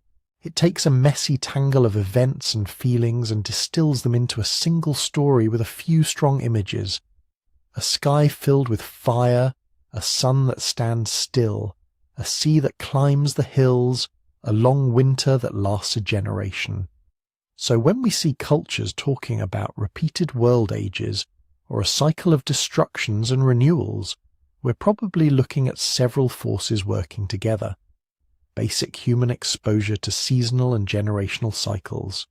A nervous system wired to find patterns under uncertainty. Political and moral needs to explain why orders fall and rise. And long-term cultural memory that blurs many crises into one mythic reset. That leaves us with a challenge for the rest of this journey. If cycles are so natural to human minds and so useful to human societies, how would we ever tell whether a specific world reset story is more than metaphor? What would count as evidence that some myths, especially the ones that seem to cluster around 10 to 15,000 year spans, are dim reflections of real, extraordinary events, not just the echo of ordinary seasons and politics? We'll need more than poetic parallels. We'd be looking for hard physical signals that line up with the narrative beats, sudden climate shifts, abrupt sea level jumps, layers of destruction that appear in widely separated regions at roughly the same time. We'd want to see whether the timing of those signals can plausibly match the cycles some traditions talk about, especially that suspicious 12,000-year scale. In other words, can we ever catch a myth in the act of remembering? To even start answering that, we have to turn from stories to sediments, from libraries to lake cores, from divine tempers to ice sheets. And that means going back to the last time the world, in a very literal sense, was ending. Before we dive into ice cores and meltwater, there's one more thing we need to untangle on the story side. Because humans don't just sit in their valleys and invent myths in isolation. They move, they trade, they marry outsiders, they copy, translate, mash up, and misremember each other's ideas. If you want to understand why flood myths and age of the world schemes are scattered so widely, you have to imagine not just isolated campfires, but long, slow highways of contact. Some of them look surprisingly familiar. Picture the trade routes that later became the Silk Road, but strip away the camels and empires. Long before anyone carved triumphal inscriptions, people were following rivers, coastlines, and passes through the mountains, swapping obsidian for shells, resin for pigments, salt for flint. Every trade is also a conversation. If you walk for weeks to get copper from a distant hill, you don't just take metal home, you take news. You hear about a drought 2 valleys over, a disease in the next river basin, a strange red light in the sky someone saw when the great star was in the east. You also hear stories about how the world began and how it might end. Those stories are sticky. They get retold on the way back with local details swapped in. A myth about a flood in someone else's river plain gets adapted to your own river. Their mountain becomes your mountain. Their angry god gets merged with your storm spirit. Over centuries, this creates chains of motifs that hop from culture to culture like stepping stones. Not identical copies, but recognizable relatives. You can see this clearly once writing arrives. In Mesopotamia, scribes copied and recopied older stories for centuries, sometimes in different languages, each time tweaking a few lines to flatter the current king or to fit a new theology. The famous flood episode in the Epic of Gilgamesh shares details with an even older Sumerian tale about Ziusudra, and both share themes with later Near Eastern and Mediterranean stories. None of that requires one single original blueprint. It just requires scribes doing what humans always do when they encounter a compelling tale. They preserve it, they adapt it, and sometimes they fold it into their own origin story. Conquest is another brutal form of cultural diffusion. When an empire rolls over its neighbours, it doesn't just take land. It takes gods, rituals, calendars. Victors force their festivals on the conquered. Defeated elites import the conqueror's prestige myths. A local flood tradition might suddenly be tied to an imperial ideology. Our god once reset the world. Obey us, or it could happen again. The reverse happens too. Conquerors adopt the prestige of older, conquered cultures. Greek writers borrow Near Eastern floods and cosmic conflagrations. Roman authors recycle Greek ages of man and plug in their own moral commentary. Each retelling is another layer in the palimpsest. Migration and pilgrimage knit the fabric even tighter. Nomadic herders carry their cosmologies across continents. Traders who become settlers bring their seasonal rites to new coasts. Devotees travel to a shrine and come home with not just a blessing, but a new way of imagining time. In the classical and medieval worlds, pilgrim routes functioned like narrative superhighways.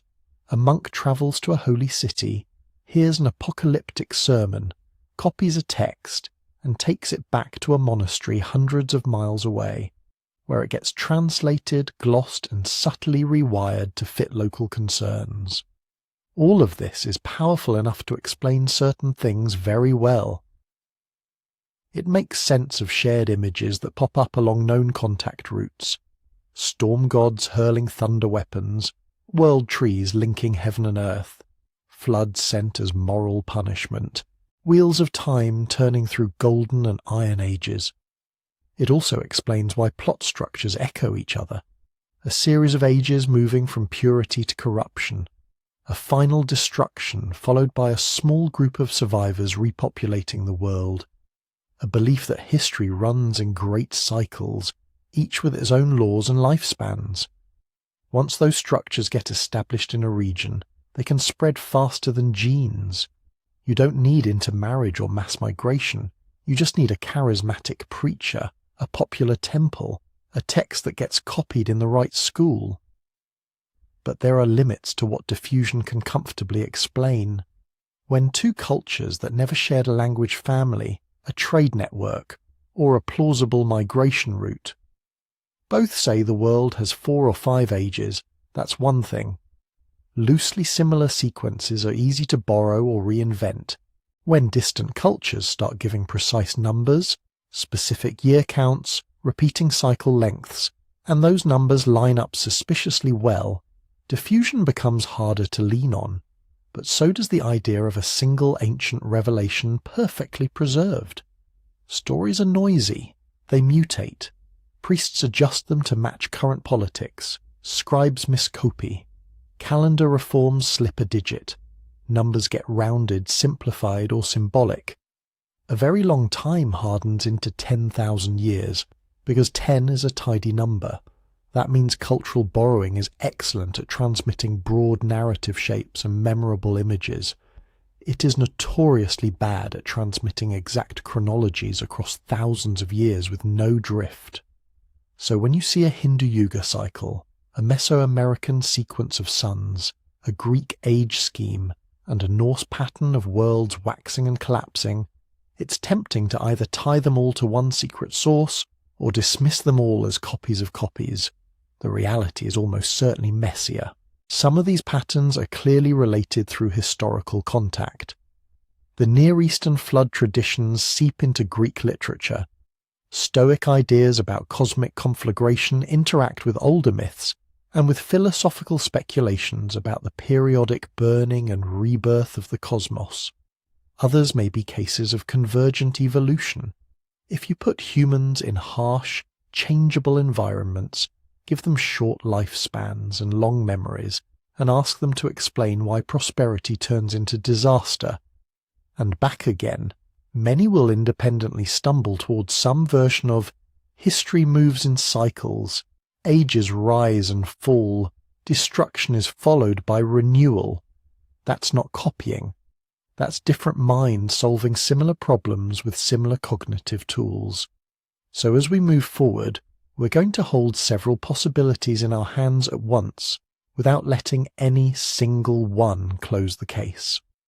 Some motifs spread along real routes of trade, war, and scripture. Some arise independently from shared human psychology and the universal experience of seasons, politics, and loss. And some might, just might, be faint, distorted reflections of real, extraordinary events that slammed entire regions at once and left long scars in memory. To sort those threads, we have to step off the story highways and onto the ice. Because if there really was a time when the world nearly reset, late in the last ice age, it should have left traces not just in myth, but in the planet itself. When we talk about the end of the ice age, it's easy to picture a single dramatic moment, like someone flicked a cosmic switch and everything melted overnight. The real story is slower, stranger, and in many ways more unsettling. Imagine you're living around 18,000 to 20,000 years ago, near what scientists call the last glacial maximum. For tens of thousands of years, the world has been locked in a deep freeze. Gigantic ice sheets smother much of North America, Northern Europe, and parts of Asia. Sea level is so low that whole extra pieces of continent are exposed. Britain is just a western peninsula of Europe. Siberia and Alaska are connected by a dry, windswept land bridge. Indonesia, Borneo, and Australia are stitched together into a single vast landmass. You don't know any of those names. You just know the world as your grandparents knew it. Winters that bite hard. Summers that are short but predictable. Coasts and rivers that seem timeless. Glaciers crouching on the horizon like pale mountains that have always been there. Then, very gradually by human standards, and shockingly fast by geological ones, the rules start to shift. Temperatures begin to creep upward. Not every year, not everywhere at once, but enough that, over a few lifetimes, people noticed that the great ice wall has retreated a little farther up the valley. Where there used to be bare rock and frozen dust, meltwater starts to trickle, then flow. Dirty, roaring rivers spill out from the ice front, carrying boulders, mud, and the occasional chunk of ice the size of a house. Downstream, those rivers change their minds. Channels that ran one way for generations suddenly jump sideways after a flood, abandoning old beds, carving new ones. Wetlands expand where there used to be dry steppe. Lakes appear in basins scooped out by long-vanished tongues of ice. Some of those lakes grow vast, dammed behind ridges of glacial debris. As the climate continues to warm, those dams occasionally fail.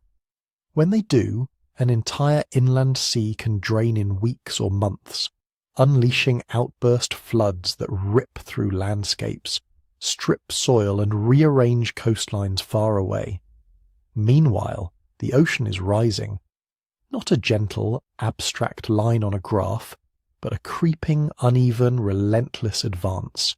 On average, at the fastest points of deglaciation, global sea level climbs several meters in a human lifetime.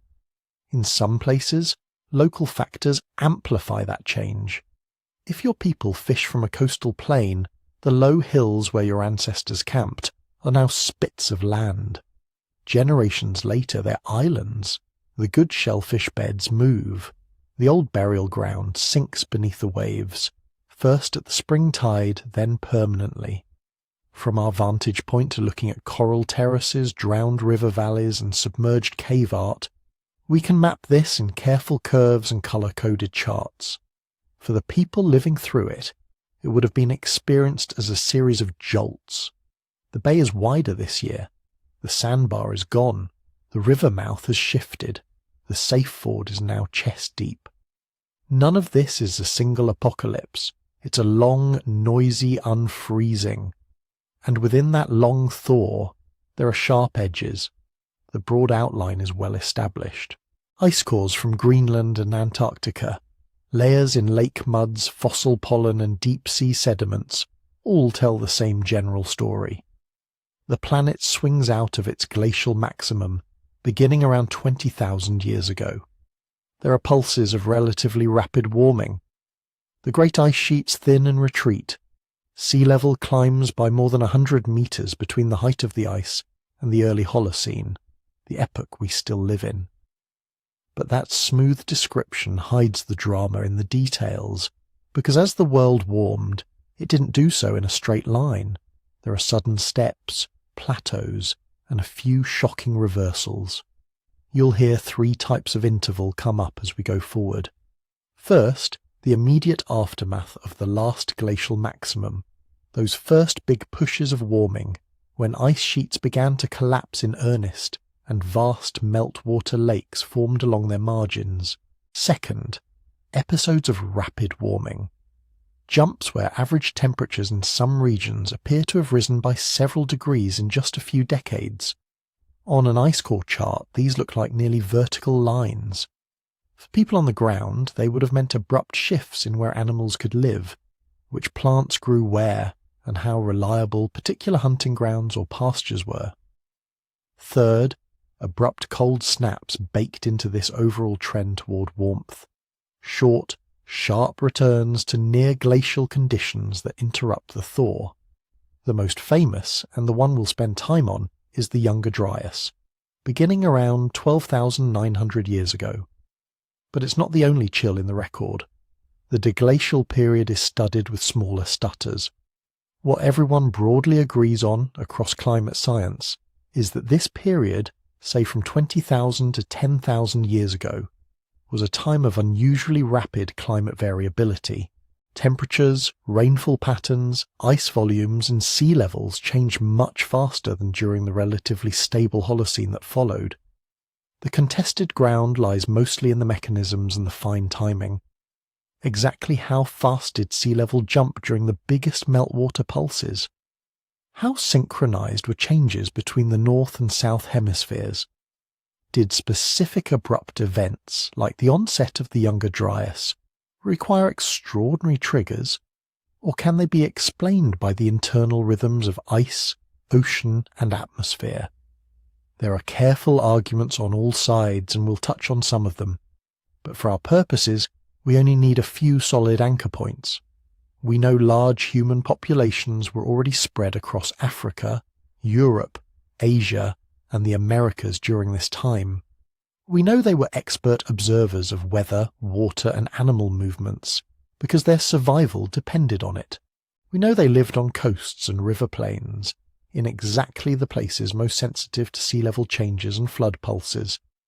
And we know that between about 15,000 and 8,000 years ago, the physical world around them transformed on a scale no later historical society has witnessed.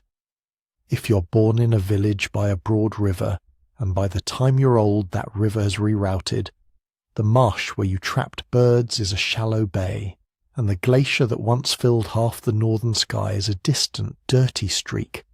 Those transformations demand explanation. They invite stories about waters that rise and take the land, about ages of ice giving way to new ages of warmth and abundance, about dangerous thresholds crossed and worlds that don't quite end, but become unrecognizably different. Later, when we encounter myths that talk about former worlds drowned, former ages burned, or skies that once looked other than they do now, the temptation is strong to connect them directly to one of these climatic jolts. We should resist making that leap too quickly. Oral traditions are powerful, but they are also plastic. They stretch, blur, combine. Still, if there was ever a time when the world changed in a way that could echo down through thousands of years of retelling, this deglacial window is one of the best candidates. In the next sections, we'll narrow our focus to one of the sharpest corners in that window, the Younger Dryas, that sudden, late cold relapse right around 12,800 to 12,900 years ago, and the meltwater pulses and megafloods that bracket it. Because if ancient memories of a nearly reset world exist anywhere, they're most likely tied to those thresholds where ice, ocean and climate crossed a line and never went back. The Younger Dryas is one of those thresholds. If you look at a graph of temperature from a Greenland ice core, the deglaciation up to this point is a messy upward staircase. Cold, then a bit warmer, a pause, another step. Meltwater pulses, wobbles. Then, right around 12,900 years ago, the line drops. Not to full ice age depths, but far enough and fast enough that it jumps out even on a chart that compresses millennia into a few inches. In Greenland and much of the North Atlantic region, average temperatures plunge back toward glacial values. Snow and ice regain territory. Some mountain glaciers that have been retreating turn around and start growing again. That roughly 1,200-year interval is what scientists call the Younger Dryas, named after a little tundra flower, Dryas octopetala, whose pollen suddenly reappears in European lake sediments from that time. A plant of cold, open ground, pushing back into landscapes that had begun to green. Globally, the picture is more complicated. The stronger signal is in the North Atlantic and areas influenced by it. Some parts of the southern hemisphere seem to warm, if anything, or follow their own slower rhythm. But across a huge swath of the northern temperate world, climate takes a sharp left turn. From a human perspective, this isn't an abstract return to colder conditions. It's a reorganization of reality. Imagine a few hundred years of relative improvement, forests inching northward, herd animals expanding into new pasture, rivers stabilizing enough that your group has developed seasonal routines, where to hunt in spring, where to fish in late summer, which valley to cross before the autumn storms. Then, within a handful of generations, the pattern unravels. Winters deepen again, summers become shorter, wetter, or drier depending on where you live, but in any case less predictable. Plants whose range have been spreading pull back, In Eastern Europe and the Levant, pollen records show woodland giving way again to more open steppe-like conditions. In some regions the reverse happens. Expanding cold and moisture favour marsh and bog where there had been drier ground. To you this shows up as animals vanishing from their usual routes. Familiar fruiting seasons arriving late or not at all. Rivers freezing longer. Snow lingering on passes that your grandparents crossed easily. Certain travel corridors close. Sea ice may extend farther south along coasts. Pack animals struggle where forage shortens. Groups that had begun to count on new resources find those resources moving, shrinking, or changing altogether. It doesn't require an extinction-level disaster to feel like a reset, a shift in where the grass grows, where the salmon run, where the caribou or bison calf. That's a reset of the world you actually use. From the standpoint of climate physics, the Younger Dryas looks like something happened to the great conveyor belts of the ocean and atmosphere. One leading idea involves the Atlantic meridional overturning circulation, the system of currents that includes the Gulf Stream. Warm, salty surface water flows northward, cools, sinks, and returns south at depth. That sinking is helped by salt. Saltier water is denser. Dilute that surface water with enough fresh meltwater from ice sheets or proglacial lakes, and it becomes less eager to sink. If, during deglaciation, a large pulse of fresh water flooded into the North Atlantic, say, from a glacial lake draining catastrophically, or from meltwater being rerouted into the ocean instead of southward through rivers, it could have slowed or disrupted that overturning circulation. Reduced northward heat transport would then cool the region dramatically, even as the planet as a whole continued sliding out of the Ice Age. Variations on this story focus on different plumbing. Some models put the key freshwater pulse into the Arctic Ocean, some into the Labrador Sea, some farther east. Others emphasize the complex feedbacks among sea ice, winds, and ocean stratification. A few researchers argue that the Younger Dryas can be explained largely by internal oscillations of the climate system, without any single dramatic trigger. The common thread is that abrupt shifts in how heat and salt move through the ocean-atmosphere system can produce, at human scales, what looks like a sudden, inexplicable reversal of fortune. On top of this mainstream ocean circulation picture sits a more controversial proposal, that the Younger Dryas was kicked off by an extraterrestrial impact or airburst, perhaps from a fragmented comet. Advocates of this hypothesis point to layers of unusual materials, tiny spherules, peaks in certain elements, claimed nanodiamonds, found at a number of sites dated to around 12,800 years ago. They argue that an impact over an ice sheet or continent could have ignited massive wildfires, destabilized ice, and disturbed climate enough to trigger the Younger Dryas. Critics counter that many of those supposed markers can be produced by normal Earth processes, that some reported layers are patchy or poorly dated, and that the evidence doesn't yet hang together into a clear, repeatable signal. Reviews of the data so far tend to be skeptical. The impact idea is actively debated, but it's not widely accepted as the cause of the Younger Dryas. For now, it sits in the realm of an intriguing minority hypothesis rather than established fact. From the perspective of this story, the impact debate is almost secondary. Whether the switch was flicked by internal ocean dynamics, by a sudden meltwater rerouting, or by something dramatic from the sky, the lived effect for Northern Hemisphere hunter-gatherers was the same, a sharp climatic jolt, right at a moment when the world had seemed to be opening up. And that, right at a moment, is part of why the Younger Dryas has become so magnetizing in discussions of ancient resets. On the ice core timeline, the onset of the Younger Dryas falls very close to that approximately 12,800 to 12,900 year before present mark that now turns up everywhere from scientific papers to fringe books about lost civilizations. If you like clean boundaries, this is a tempting one. Temperatures in Greenland drop by several degrees within decades. In parts of Europe and the Near East, ecosystems flip. In North America, the megafauna, mammoths, giant ground sloths, saber-tooths, are already under pressure, and over the next couple of thousand years many of them disappear for good. Overlay that with the fact that, by this time, humans are present on every inhabited continent.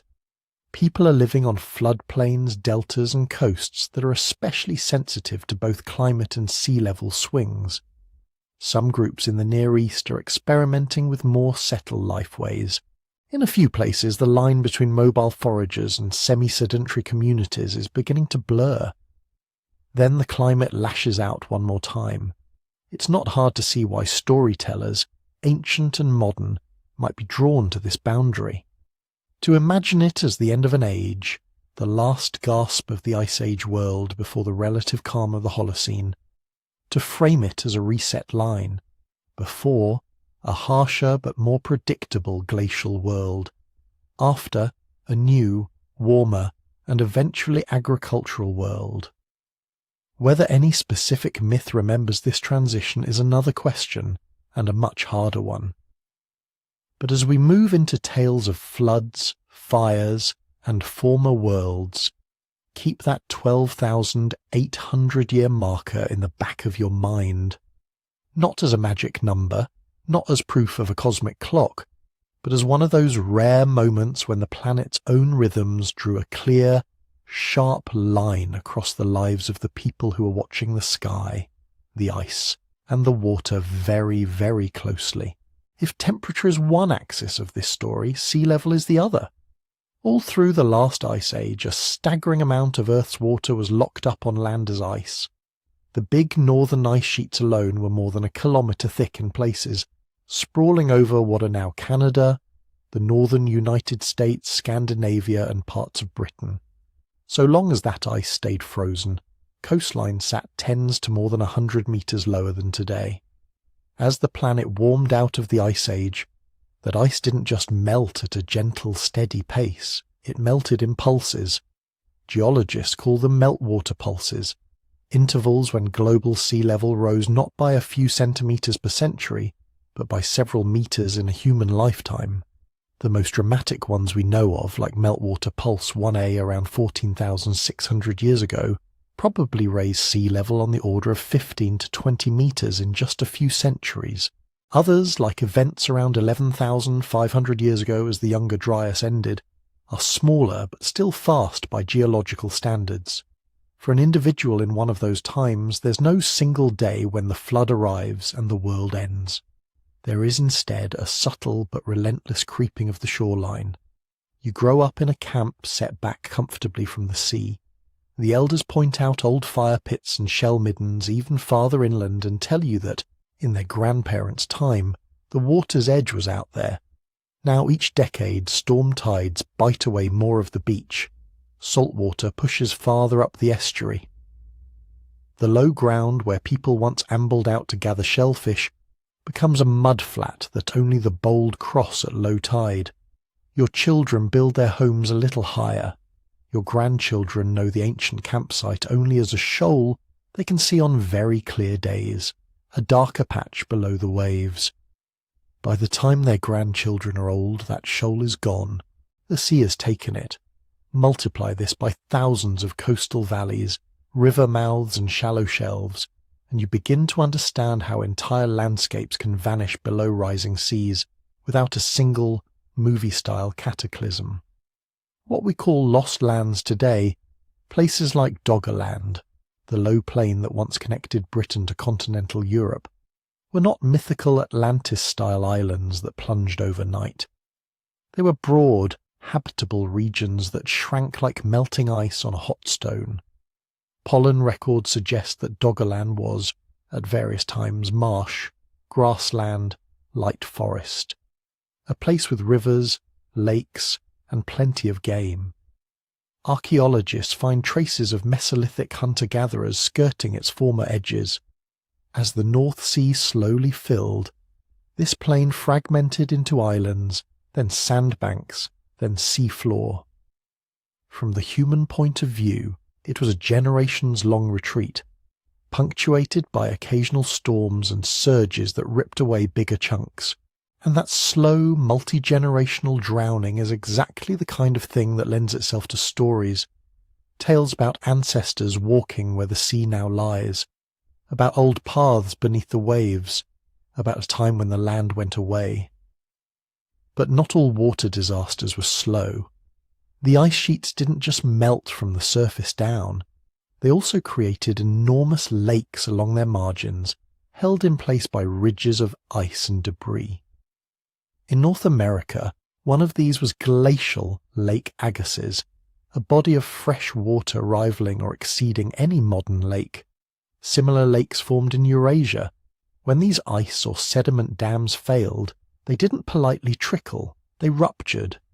Outburst floods from glacial lakes are among the most violent freshwater events the planet sees. Think of hundreds or thousands of cubic kilometers of pent-up water suddenly finding an escape route. Wall of water is not a metaphor here. Fields of giant ripples and scoured bedrock in places like the channeled scablands of Washington state testify to flows that dwarfed any historic river. Now imagine you're living downstream of a smaller but still enormous proglacial lake. The ice front has been stable as long as anyone remembers. The river that drains it sets the rhythm of fish runs, spring floods, and fertile silt. Then, within a few days or weeks, something shifts. Water undermines ice. A channel deepens. The lake level drops tens of meters. Down valley, what had been a large river becomes a torrent that tears up trees, flips boulders, erases entire meanders. If your camp is on a terrace above the valley, you survive and watch the destruction. If it's on the floodplain, there might be no survivors at all. Events like this don't have to be on the scale of Lake Agassiz to leave a deep mark.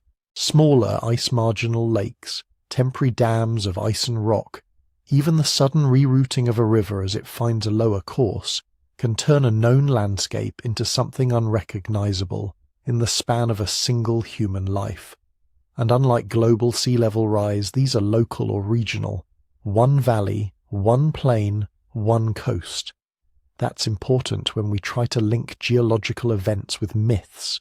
There is no evidence for a single, synchronous global flood in the late Ice Age or early Holocene. The physics of the climate system and the geology of coastlines worldwide point instead to a patchwork of regional disasters sitting atop a backdrop of gradual, but sometimes punctuated, global sea level rise. Yet from inside a culture that happens to be sitting in the wrong place at the wrong time, a regional catastrophe can feel like the end of the world, because it is the end of your world, your river system, your hunting grounds, your sacred sites. So when we hear flood motifs in ancient stories, whether it's Mesopotamian accounts of the Euphrates and Tigris bursting their banks, or later traditions in India, China, or the Americas, we don't have to imagine that they're all versions of one primordial event. We can instead use a simpler framework. Start with a local catastrophe, a valley flooded by a glacial lake outburst, a coastal plain chewed away by advancing seas, a river abruptly taking a new channel and drowning a settlement built on what had seemed like stable high ground. Layer on cultural memory. Survivors who relocate but keep telling the story. Parents warning children about building too close to the water. Rituals that reenact the flight to higher ground. Place names that remember submerged forests or the old river. Then add mythic amplification. Over centuries, as the tale is retold, moral lessons attached to it. The flood becomes not just a fact, but a judgment. A reset sent by gods or spirits in response to human behavior. Details shift to match new landscapes and new listeners. The physical event becomes a narrative pattern available for reuse whenever the world seems to turn upside down. In that framework, floods are not a single global reset button. but a recurring way humans make sense of living on a restless planet where ice melts, seas rise, rivers wander, and sometimes the land itself goes under. So far our disasters have come from ice and water and the unstable edges of climate. But there's another kind of slow instability our ancestors could see, if they watched patiently enough. Not in the rivers or the shorelines, in the sky. Most of us grow up with an intuitive picture of Earth spinning like a solid, steady top. Day follows night, seasons follow each other, the North Star holds its post. Reliable, predictable, except a spinning top doesn't stay perfectly upright. It wobbles. Earth does too. That wobble is called axial precession, and once you know it's there, you start to see why some ancient cultures became obsessed with very, very long cycles of time. Here's the basic idea. Earth is tilted about 23.5 degrees relative to its orbit around the Sun. That tilt gives us seasons, but because the planet isn't a perfect sphere, it's slightly squashed at the poles, like a ball someone's leaned on. The Sun and Moon can tug on that bulge. Over huge spans of time, those tugs slowly twist the direction that Earth's spin axis points in space. If you could watch the planet from far away and speed time up to a godlike pace, you'd see the North Pole tracing a big circle on the sky. One full loop takes about 26,000 years. From the ground, that cosmic wobble shows up in a few different ways. The pole star changes. Today, Polaris sits almost directly above Earth's North Pole, but a few thousand years ago the closest bright star to true north was not Polaris, but a star in Draco. In about 12,000 years the best North Star will be bright Vega. The background of stars at sunrise on the equinox slowly slides. If you pick a particular dawn on the spring equinox and note which constellation rises with the sun, that pairing won't hold forever. Century by century, the point where the sun crosses the celestial equator marches backward through the zodiac. That's precession too. For a casual observer, these drifts are invisible. A degree every 72 years is slower than any one person's life. But for cultures that kept close watch on the heavens over many generations, the sky was not perfectly still. A solstice sunrise that once lined up with a mountain notch or a temple door would gradually drift off. Ritual calendars tied to the helical rising of a particular star would start to miss. Stories about which constellation guards the spring might no longer match the sky overhead. Something was sliding. We don't have direct evidence that Paleolithic people, 20 or 30,000 years ago, understood precession as an abstract astronomical cycle. That would be very hard to prove, but by the time we get written records and stone architecture from the early civilizations, we start to see hints that some skywatchers noticed that the heavens themselves have long rhythms layered on top of the yearly ones. In Mesopotamia, priest astronomers kept meticulous records of planetary positions and star risings for centuries. The Greeks, inheriting and extending that tradition, eventually gave the long wobble a name. Hipparchus, in the 2nd century BCE, is usually credited with discovering precession by comparing his own star measurements with much older observations and realizing the equinox point had shifted. Around that same broad era, philosophers start talking about something else, the Great Year. Not a year of 12 months, but a cosmic year, a full cycle in which the planets, the stars, and sometimes the fortunes of the world repeat. Different thinkers meant different things by it. For Plato and later Stoic philosophers, the Great Year could mean the period after which the configurations of all the wandering planets return to their starting positions. That's a hugely complicated cycle, not something anyone could measure precisely. It was more a philosophical idea of total recurrence. Others came closer to tying the Great Year to precession, a complete precessional loop of about 26,000 years. The sun returning to the same constellation at the spring equinox, the full turning of the ages through the zodiac. You can see how, once you notice that the backdrop of the sky itself is drifting, it becomes tempting to imagine that history too might have a very long rhythm, not just seasons of planting and harvest, or even millennia of rise and fall of kingdoms, but ages that tick along with the slow turning of the cosmic wheel. This is where numbers start to get interesting and slippery. If one full precessional cycle is about 26,000 years, then half a cycle is about 13,000.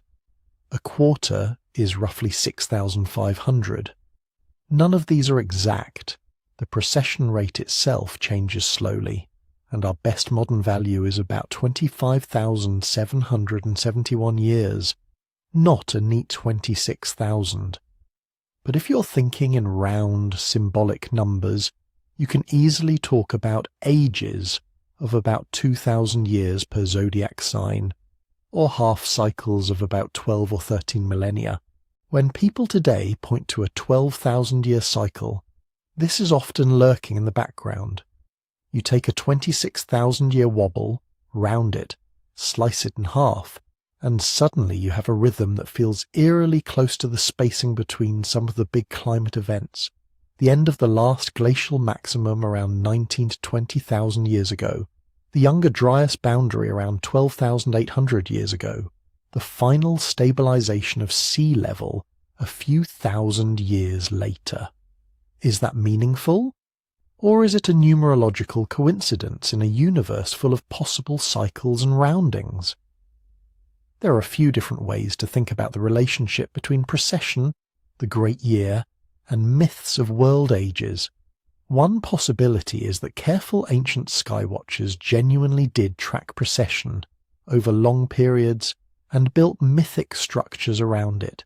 If your priesthood is maintaining star catalogues and temple alignments over many centuries, you don't need to know physics to notice that the age of Taurus gives way to the age of Aries, and so on. You might then tell stories of successive ages of the world, associated with different constellations or gods, each with its own character, each eventually ending in a purge or reset before the next begins. Another possibility runs the other way. Cultures already have myths of golden ages, silver ages, dark ages, and fiery rebirths, born from social upheavals, local disasters, and the human tendency to see time in cycles. Later astronomers, fascinated by the elegant regularity of celestial motions, then map those pre-existing myths onto the sky. You already believe in a great cycle of ages. You discover, or inherit knowledge of, a 26,000-year astronomical cycle. It is almost irresistible to fit the two together. The heavens seem to be providing a clock for the stories you already tell. A third option is a blend of the first two. Skywatchers notice long-term drift and become convinced that the universe operates in grand cycles. Storytellers, living through floods, famines, and collapses, cast those experiences as world resets. Over time, the two streams meet. Myths give emotional content to astronomical cycles. Astronomy gives structure and authority to myths.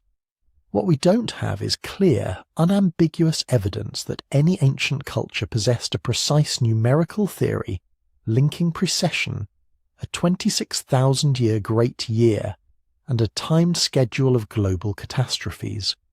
We see strong hints of precessional awareness in some alignments and traditions. We see elaborate doctrines of world ages in others. Sometimes they overlap in fascinating ways. But overlap is not the same as a mechanism. Axial precession is real.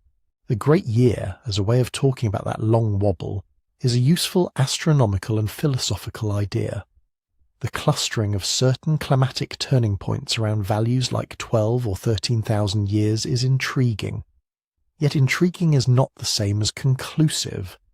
The temptation is to imagine the universe as a perfectly wound clock.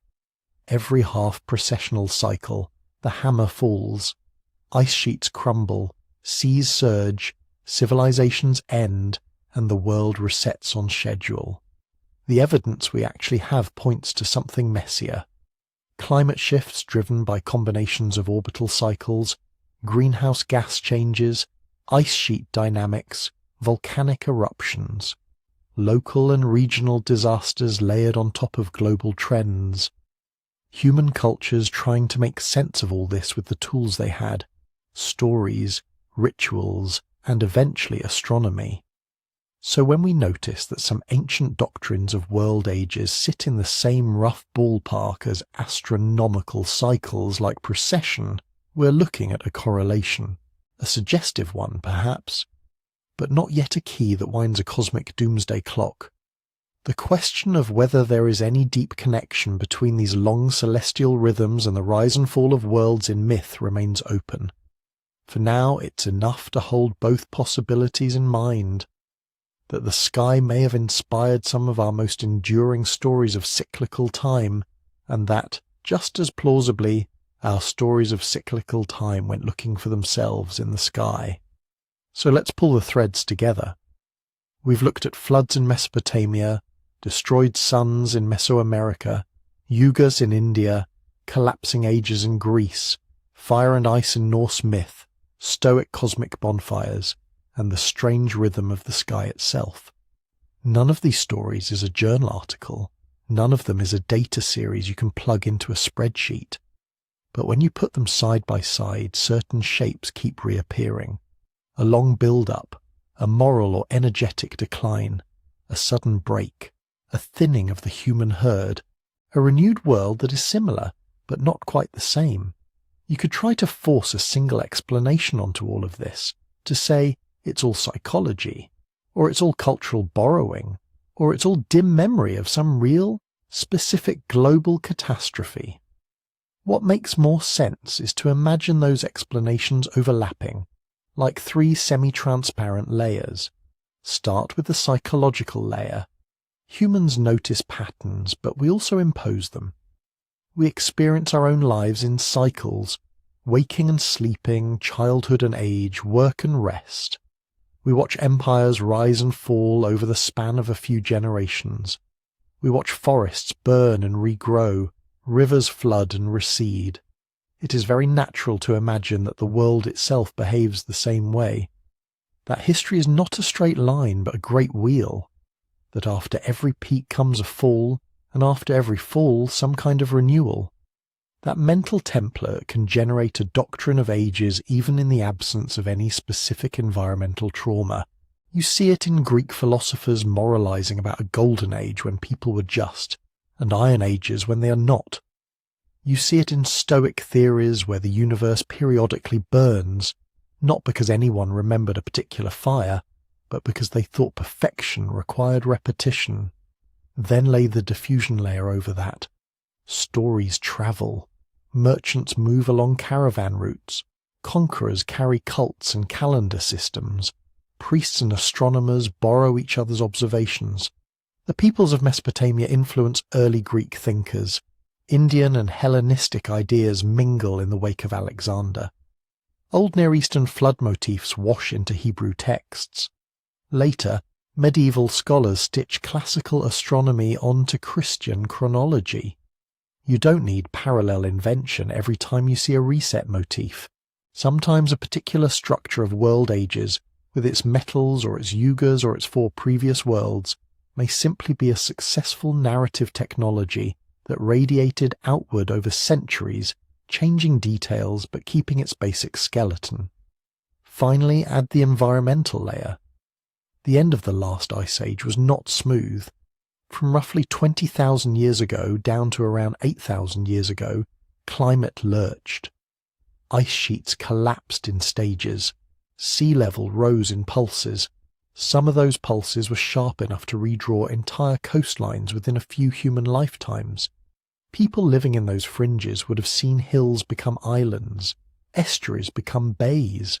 Farther inland, they might have watched lakes vanish or burst, rivers shift abruptly, familiar migration routes of animals fail. You don't need a global tsunami to etch a disaster into cultural memory. A regional cataclysm that drowns your grandparents' village and ruins the best farmland on the coast is more than enough. Some of those shocks likely seeded very specific stories. The Black Sea filling, the Persian Gulf basin flooding, meltwater surges cascading through North America and into the North Atlantic. Each one local, but each capable of being magnified in oral tradition into a time when the waters rose and the world before was lost. When these three layers line up, our built-in tendency to think in cycles, the highways of cultural diffusion and the jolts of real environmental upheaval, you get myths that feel both archetypal and oddly geological. Some motifs line up better with the physical record than others. Flood myths and drowned land stories map quite neatly onto scenarios of rapid sea level rise and glacial meltwater pulses, tales of a sun that doesn't behave or of winters that stretch on unnaturally long, echo what we'd expect from abrupt climate reversals like the Younger Dryas. Other motifs sit more in the moral philosophical camp, the Hindu idea of dharma decaying through the yugas, so that each age is less righteous than the last, the Greek metals descending from gold to iron as human virtue corrodes. These aren't about ice or sea at all. They're about how societies feel when they look backward and imagine a lost simplicity. Oral tradition can carry both kinds at once. We know from ethnographic work that oral cultures can preserve core kernels of events for surprisingly long periods, sometimes thousands of years, while transforming the surface details again and again. Coastal Aboriginal Australian stories that seem to describe post-glacial sea level rise, Pacific Northwest tales of great waves that match known prehistoric tsunamis. These suggest that the memory of there was a time before and then the water came can persist well beyond any individual lifetime.